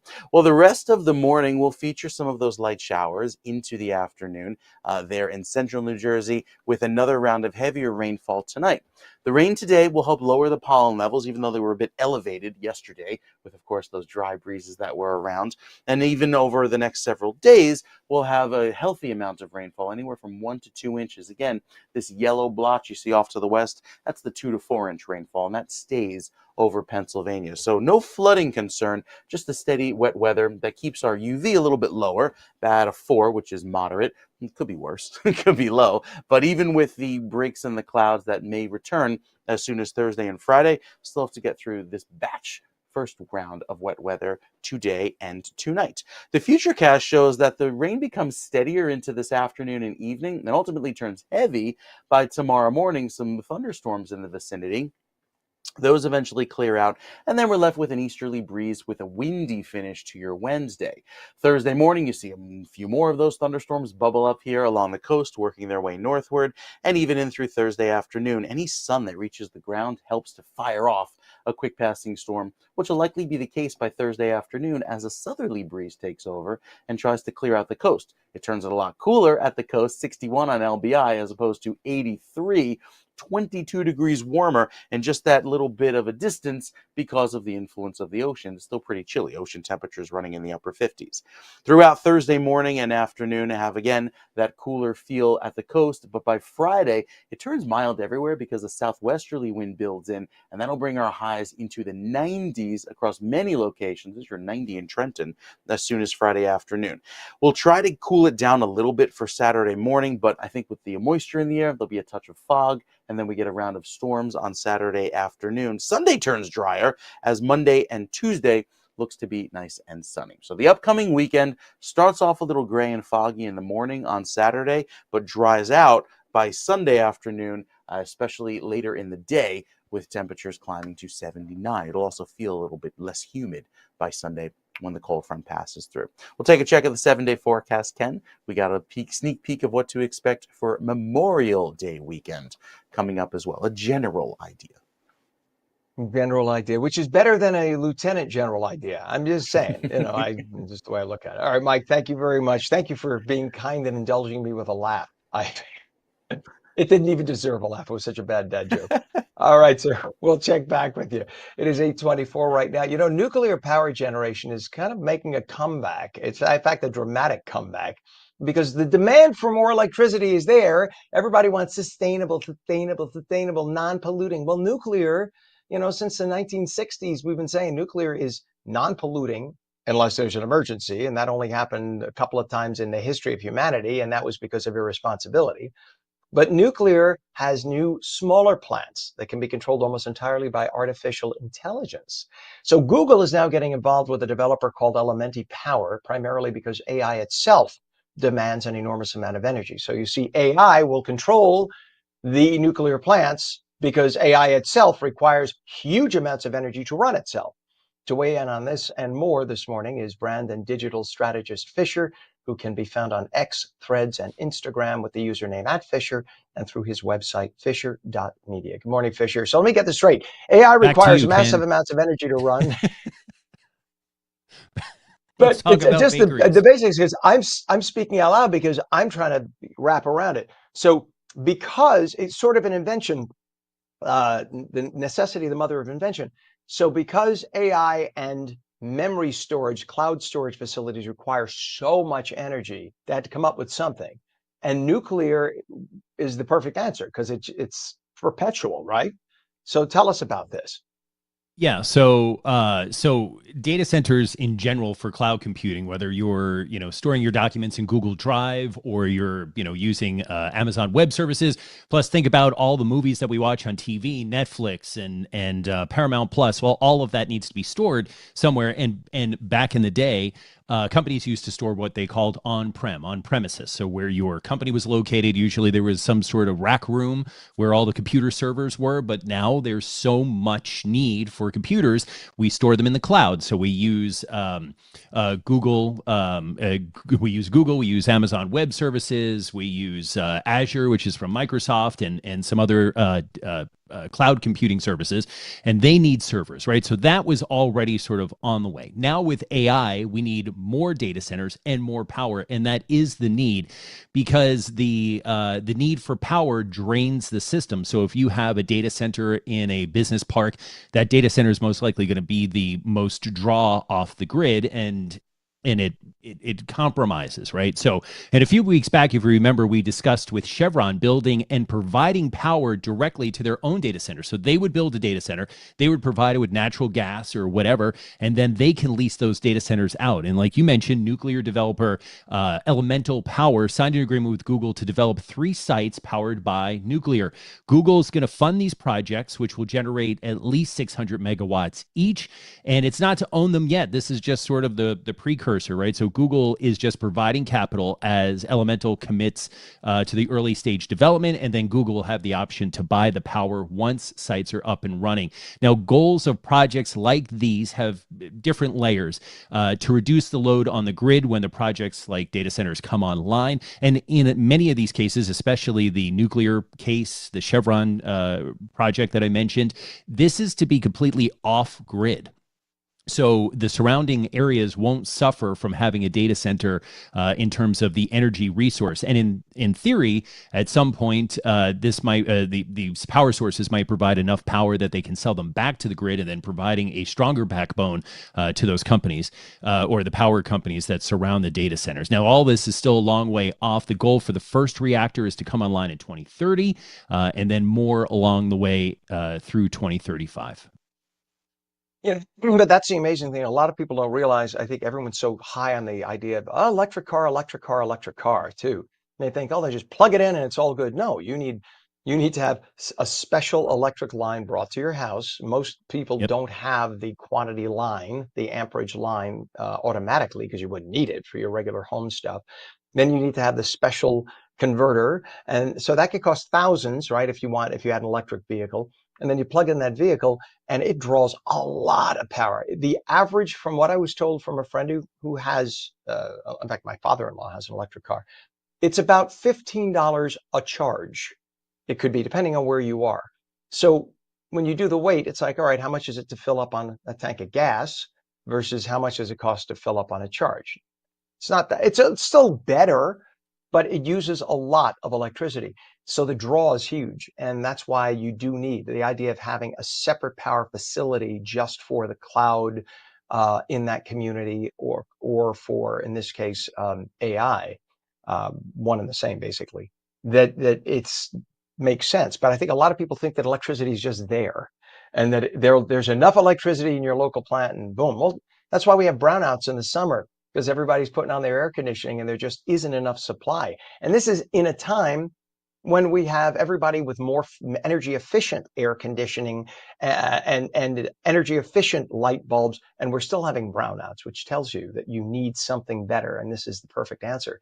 And then there's some good news too for those flying out of Newark Liberty Airport. What is this about United with its upgrades and a little deal with Elon? Yeah, I can't speak for getting the airlines or the airplanes off the ground or landing on time, but I can tell you that United Airlines will begin rolling out this week Wi-Fi powered by Elon Musk's Starlink to their more than 1,000 planes. The benefit of Starlink, besides stable internet and fast speed, is that you're going to be able to use the internet from the time you board to the time you deplane at your destination.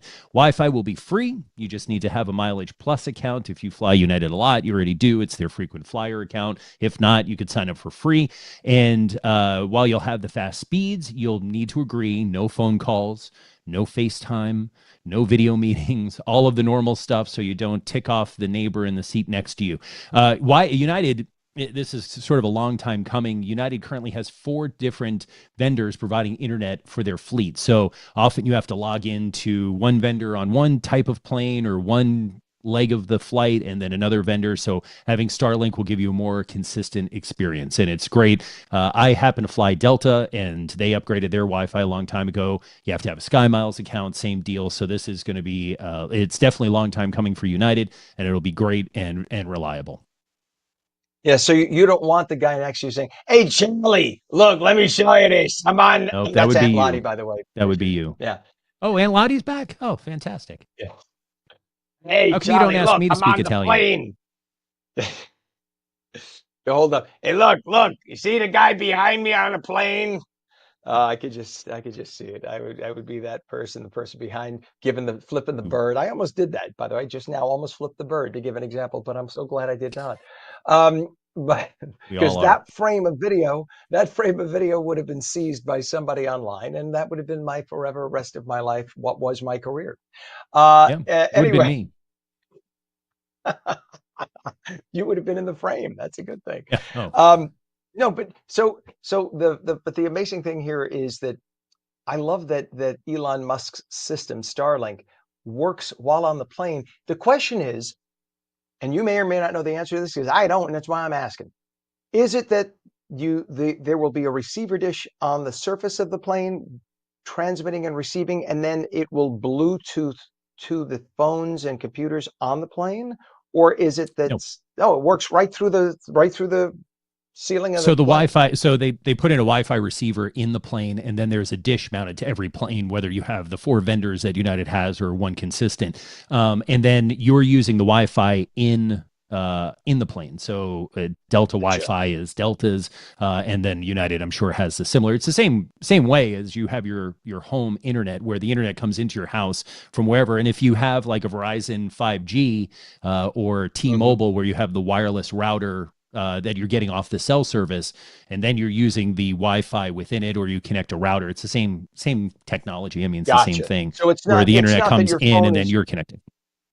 it's not that the phone is directly receiving it from the satellite. It's the plane No, is no, acting no. as the receiver, and then it Yep. translates that to And your then it's phone using on board Wi-Fi. through a Yep. router system. Gotcha. Well, Yes. And a it's still recommendation amazing. for anybody that travels: get a VPN, Oh, virtual private network, for your phone, for your computer, for your iPad or your tablet, whatever it is, and make sure you connect through that, because you are in an open public system. And if you're checking your yep. bank and you're checking your email and you're using your passwords, you want a VPN no matter what. Google has one for you if you want all of the anti-spyware and what they all offer And VPNs. You Crypt.me just is one that, yeah, yeah, they're all very important they're to all get. good. It's Otherwise, you're easy. leaving your Easy devices setup. open. Yeah, especially during a nice 4-hour plane ride when somebody has lots of spare time to Yes. peep into your account. So absolutely. All right. Listen, Fisher, thank you. We always love having you on. Brand and digital strategist Fisher, found on X, Threads, and Instagram with username @Fisher, and through his website, fisher.media. Check him out, and he can help you out with a lot of things too. Thanks for coming on this morning. Yeah. Tech support. Yes, he could help you out with the Google. That's right. Thanks. All right, Fisher. We'll check you again next week. It is now 60 degrees at 8:34. When we come back, we'll talk with an attorney and professor about the Trump administration's consideration for suspending habeas corpus. Also, the phone lines are open at 888-658-0234. Rain starts this morning. It's going to become heavier and steadier, really heavy this afternoon, highs upper 60s. The full Garden State forecast in a moment. You're watching ONNJ Mornings. We're coming right back.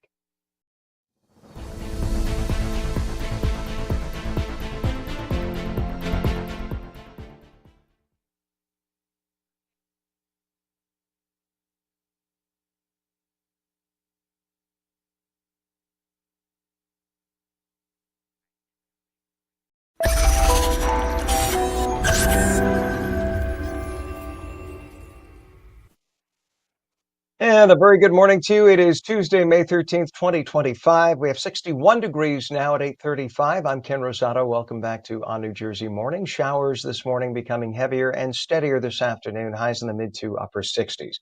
Meteorologist Mike Favetta has your detailed Garden State for. Morning to you, Mike. Good morning to you. We've got a pretty decent day ahead. A couple showers around for this afternoon, but much warmer weather on the way for Friday into Saturday, especially with highs that could be near 90 away from the coast on Friday afternoon. As far as the weather today, a little bit of light rain with some showers returning again tomorrow. Could be some thunderstorms in there as well by the end of the day. Warmer and foggy weather arrives for Friday, and then sunshine returns on Sunday. A nice way to wrap up the weekend. For now, it's cloudy, it's cool. There's a little bit of light rain in southern New Jersey, and it's also cooler at the coast, mid to low 60s for you, whereas we're approaching 70 over in Millville. Regarding this morning, sunrise happened nice and early, and you got a good view of the sun as it was rising in northern New Jersey before that rain came in.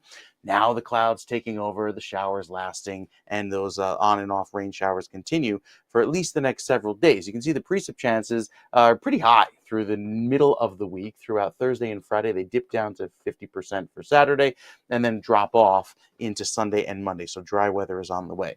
That easterly breeze today keeping the coast with better quality air. The poorer air quality, but still it's not hazardous, is up in the northern section of the state.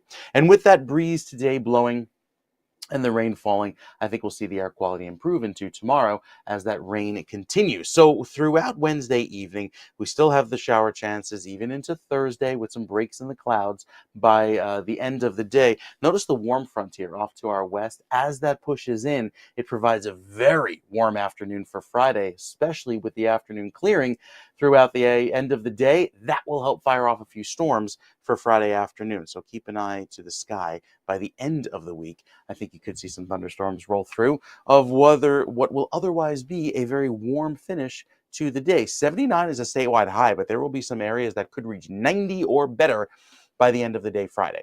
Saturday has some early morning fog, maybe a midday shower, climbing to 81, and then clearing for Sunday and Monday. A beautiful finish to the weekend and a very pleasant start to next week. At the coast, yes, even though it's a little bit cooler with that windy day tomorrow and the rain showers, we start to get some breaks of sun back in the forecast. But there's still rain each and every day, Thursday and Friday. I think Saturday has the better chance of clearing later on in the day as we climb up to 77 on Sunday. So a drier second half of the weekend, Ken, looking very pleasant to begin next week. All right. Thank you so much, Mike. At 8:38, we have 61 degrees and some traffic to talk about. A tractor trailer fire, Route 206 southbound, Drakesdale Road, Mount Olive Township, with all lanes closed now. We have an unanticipated construction delay, I-78 eastbound by Pattenberg Road in Bethlehem Township. The lanes are now open, but very slow through there. Tractor trailer fire, Route 206 northbound by Drakesdale Road. We just mentioned that. Forgive me. And we have a crash on Route 73 southbound, north of Lafayette Avenue in Berlin, with the left lane of the two lanes closed. We have very heavy approaches into Manhattan right now, about 30 to 35 minutes at the Lincoln, 25 to 30 at the Holland, and this is the 8095 approach to the GWB with about a 45-minute cross time into Manhattan. Of course, we have the ongoing road work construction on I-80 east and westbound exit 34, Route 15 in Wharton, with that road work repair on the sinkholes that we've been having. It was another small sinkhole that opened last night. The hope still is, though, that it will reopen westbound at least one or two lanes sometime in the next week. 8:39 is our time. Professor Alan Sanders is an attorney, a former Time Magazine senior reporter, professor emeritus of political science at St. Peter's University in Jersey City as well. And he's here to help us break down two major stories in the news right now: the Trump administration's consideration of suspending habeas corpus for migrants, and the arrest of Newark Mayor Ras Baraka at an ICE detention center. Professor Sanders, good to have you with us this morning. And just from my days of Latin at Regis High School in Manhattan, habeas corpus, that you should have the body in Latin. So that means, like, show your proof. I get to speak before the court, right? Present myself before the court. Tell us about this. And it's a constitutional foundation of habeas corpus. So how could the Trump administration suspend it? Well, it's in the constitutions, as you've pointed out, and habeas corpus is really a procedure in which a person is challenging the legality of their detention, of their incarceration. It's not a proceeding that goes to the merits of why you might be incarcerated. It's just attacking the fact that you are incarcerated and that it was not done legally, properly, or constitutionally. So basically, it means bring the body to the court so that the court can decide whether the incarceration, the detention is legal. It's in the Constitution. It cannot be suspended, in the words of the Constitution, unless there is a situation of rebellion, invasion, and if only the public safety requires it. The Constitution doesn't say who can declare a suspension of habeas corpus, but it appears in the part of the Constitution that pertains to Congress. So the assumption has always been that it's Congress who suspends the habeas corpus provision.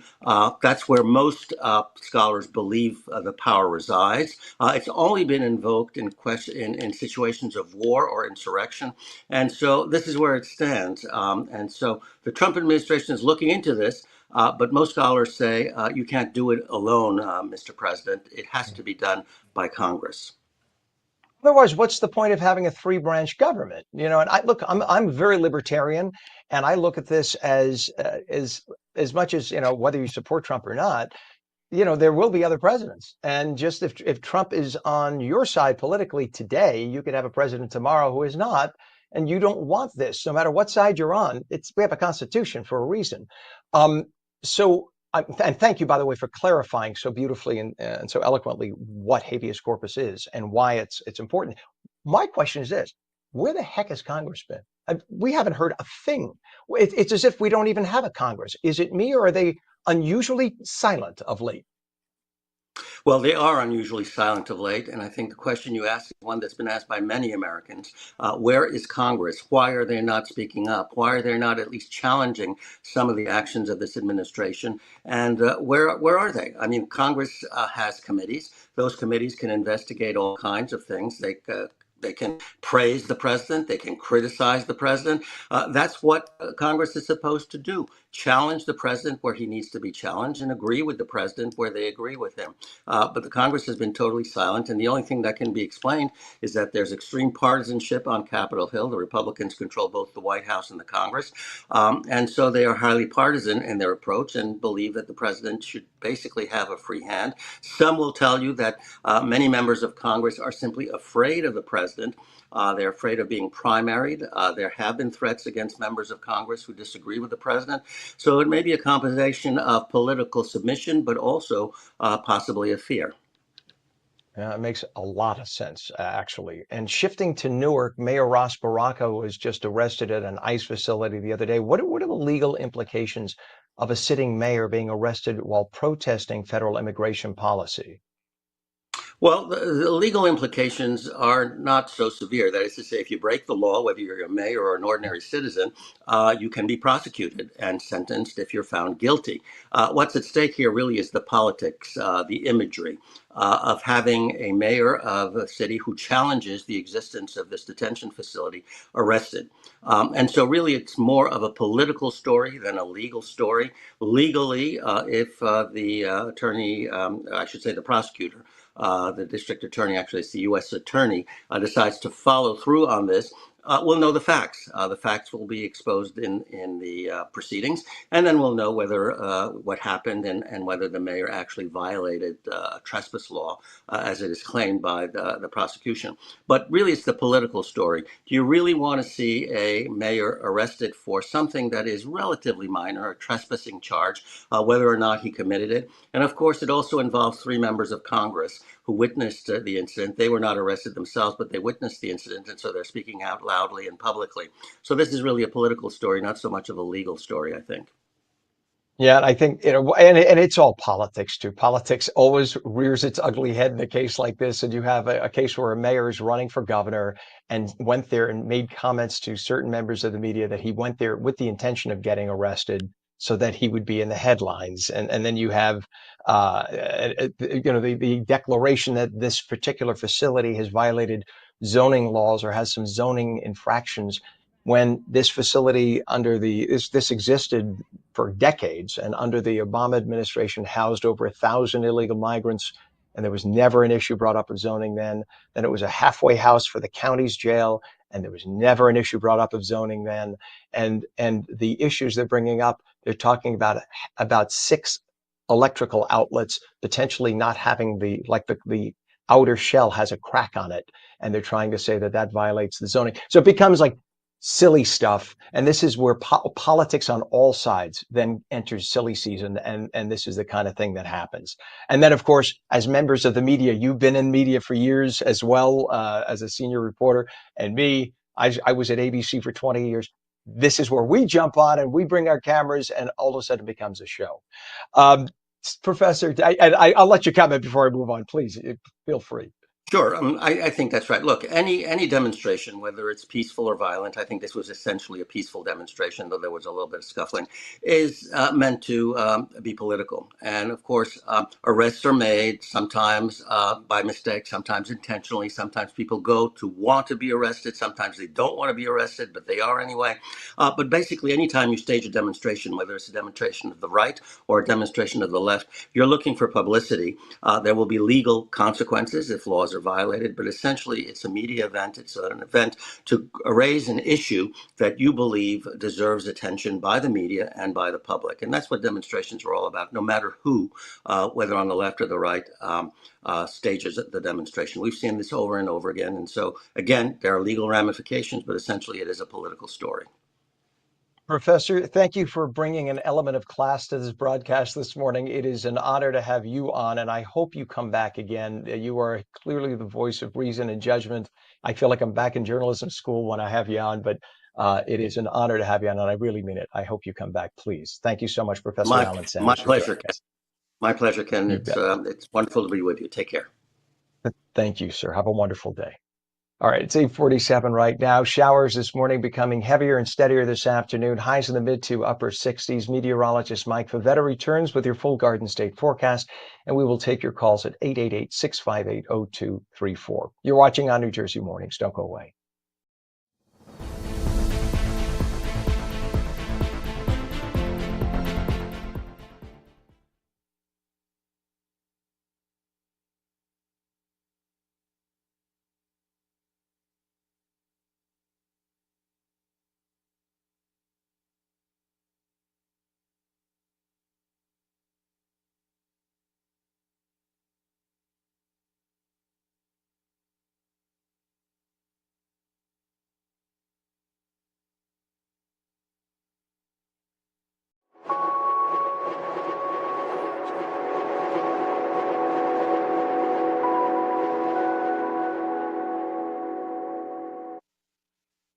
And welcome back to ONNJ Mornings. I'm Ken Rosato. 8:48 is our time. It is 61 degrees, and the phone lines are open if you'd like to call in and weigh in on anything we've talked about today. Talk about the professor. What a great guy. A good, brilliant mind. You can just hear the brilliance ooze out as he speaks. 888-658-0234. 888-658-0234. It's going to be kind of a rainy day today. Showers this morning becoming heavier and steadier this afternoon, but we still do need the rain. So it's a good thing. Highs in the mid to upper 60s. Meteorologist Mike Favetta with the Garden State forecast. Final check of the morning. Good morning, Mike. Yeah, Ken, and now's a good time to plug our new website and the weather section that gives you live radar because you want to be ahead of the storm. So it's my favorite feature on the website, especially because, well, I helped design it. We publish it every few minutes, and we've got some great weather information for you that's free. You don't have happen. So here's the live stream. When you go to ONNJ.com, there's Ken, top right corner where you click weather, and it changes from the live stream over to what's happening over with the weather. So this is a temperature map that plays automatically, and it even gives you all the relevant weather information. But my favorite part, look at this, live radar with the sweep over New Jersey. So a really nice way to get you started and keep an eye on what's happening weather-wise across New Jersey. Okay. Now for your regular weather forecast. We start off in northern New Jersey with temperatures that begin in the 70s throughout the rest of the day and ultimately keep those showers in the forecast clear through this evening. So even through Jersey City, Hackensack, and Newark, temperatures will remain slightly below average, but it's all due to that wet weather that sticks around in through the end of the day. With more rain on the way, I think the drought improves this week. And again, the new update comes out on Thursday. And with you can get that update on the website as well, there with the weather playing. And even though most of southern New Jersey has seen a little bit of a rainfall deficit, I think we'll see an improvement given how much rain is forecast going in through the next week. Into Memorial Day weekend, there's a cooler than average setup that will take over, and that scenario gives us cooler than average weather, also wetter than average weather. It's not to say that Memorial Day proper or the entire weekend will be wet and cool, but anticipate wetter than average and cooler than average conditions by the time next weekend rolls around. As far as the rest of this week into this weekend, anticipate cooler weather tomorrow before a warm up into Thursday and Friday. Some breaks in the clouds rather, allowing for the sun to help heat up the atmosphere, maybe fire off a few thunderstorms into Friday and potentially Saturday afternoon. We get a little bit of morning fog on Saturday, clearing by Sunday, and then Monday looks beautiful. A high of 73. So it's a little cooler, it's a little wetter than we'd like going into the first part of this week, but I think there's an ample sunshine into Thursday and Friday, at least for a few hours each day, before you have to keep an eye to the sky to see where those thunderstorms are, or keep an eye on your phone with the live radar to see where the storms are. I know I'm making myself sick with all these references. Even by Sunday into Monday, it's going to start to turn a little bit warmer with drier weather. So, Ken, it's so exciting. You usually have to pay for these apps with the live weather radar, and now get it for free on demand and no app required. You don't even have to download anything. So no excuses. Exactly. I don't want to. Do I get that on my Inta thing? Do my interwebs? Do I have that? Yes, you do have that. If No, you but have even it on the it's so interwebs. true. You have so many apps on your phone. Sometimes you run out of memory, and then you have to go delete something. It's a website. It's free.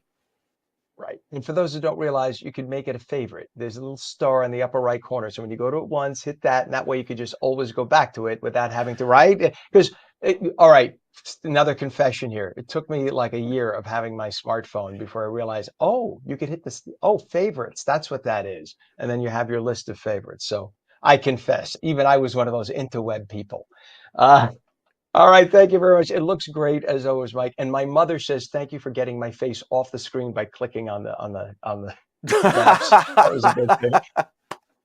Praise God for small favors like that. My friend, we'll catch you in the morning. Thank you again for everything. See ya. All right, Mike. It is 8:53, 61 degrees.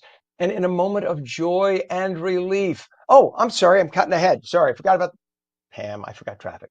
All right, so we have a crash on the Garden State Parkway northbound exit 153A, which is Route 3 in Clifton. 2 left lanes in the shoulder block. That is a busy part of the Garden State. Disabled vehicle also on the Garden State, just a little south of there at exit 145 I-280 in East Orange. That's near Newark. You can go to Newark or East Orange. Left lane blocked. We have a Jersey Turnpike problem in a roadway northbound, north of interchange 10 I-287 in Edison with a right lane block. The tractor trailer fire, Route 206, Drakesdale Road in Mount Olive Township with all lanes closed. We have a construction delay on eastbound I-78 by exit 11 in Bethlehem with all lanes open but slow traffic. Tractor trailer fire, 206 northbound by Mount Olive Township. And we have a crash on Route 73 northbound south of Lafayette Avenue in Berlin with all lanes closed. Crash on 280 westbound by exit 15, Route 21 in Newark. 2 right lanes are closed. And we have a crash on McLester Street northbound in Elizabeth. 1 right lane is blocked. Delays on the Garden State Parkway northbound by exit 89A. That is Route 70 east in Lakewood Township.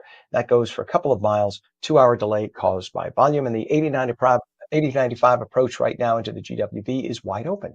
We don't know what happened. It's just wide open right now. Same thing with the Lincoln and the Holland. Just about half an hour ago, the Lincoln was talking about 35-minute delays. That's down to about 15 minutes. The Holland was talking about a 30-minute delay. That's down to about 10 minutes. And look at the approach to the GWB. Miracles. You are looking at a living miracle, folks. So now we're down to about a 15-minute crossover at the GWB. Okay, we'll take it. It is 8:54, and now, in a moment of joy and relief, hundreds gathered in Tenafly to celebrate the release of Idan Alexander, the last U.S. citizen held hostage by Hamas for over 19 months. The 21-year-old Israeli-American was kidnapped while serving in Israel and the defense forces there, October 7th of 2023. He was freed and finally handed to the Red Cross before reuniting with his family. At Hyler Park, where Alexander grew up, supporters danced, waved flags, and watched a live stream of his release. Friends called him resilient, a source of strength, who even helped to translate for other hostages. Congressman Josh Gottheimer praised the Alexander family's unwavering faith. The community now awaits Idan's safe return home to New Jersey. The Jones Road wildfire in New Jersey, which scorched 15,800 acres, is now 100% contained, officials announced Monday. Two people, 19-year-old Joseph Kling and a 17-year-old who we can't announce the name of because of the age, face arson charges for allegedly setting wooden pallets ablaze and misleading investigators. The fire sparked April 22nd, forced evacuations in Ocean and Lacey townships. Despite challenges, New Jersey's Forest Fire Service has fully contained the blaze. 8:56, President Trump endorsed Jack Ciattarelli for New Jersey's GOP gubernatorial nomination in a social media post, likely sealing the primary race. Trump called Ciattarelli a winner, best positioned to defeat Democrats, granting his complete and total endorsement. Ciattarelli, once a vocal Trump critic, has embraced MAGA ideals this campaign, securing a commanding polling lead over rival Bill Spadea, who pitched himself as the true Trump loyalist. Despite Spadea's efforts, Ciattarelli's statewide relationships and fundraising edge won Trump's support. Ciattarelli vowed to unite Republicans and win in November, while Democrats warned the bitter primary could weaken the GOP's chances. The third and final Democratic gubernatorial primary debate is set for this Sunday, May 18th at 7 p.m. at the Essex County Donald M. Payne Senior School of Technology in Newark, sponsored by the Sponsored by the New Jersey Globe, We Hear It on New Jersey, and Rider University. Join me starting at 5 p.m. for a live pre-show leading up to the debates, and I'll also be with you live for post-debate coverage right here at On New Jersey. The final Republican gubernatorial primary debate takes place Tuesday, May 20th, and just last night, Democratic gubernatorial candidates Ross Baraka, Steve Fulop, Josh Gottheimer, Mikey Sherrill, and Steve Sweeney faced off in a heated second debate hosted by New Jersey's PBS. The candidates clashed on key issues showcasing their vision for New Jersey's future. And that about does it for this edition of On New Jersey Mornings. Meteorologist Mike Favetta says expect some showers this morning, becoming heavier and steadier through the day, highs in the upper 60s. And don't forget, you can see us on ONNJ.com, Roku, Fire TV, News On, Samsung TV Plus, Apple TV, YouTube, Facebook, and X. We'll see you again tomorrow morning starting at 7 a.m. Tell your friends all about us on New Jersey Live. I'm Ken Rosato.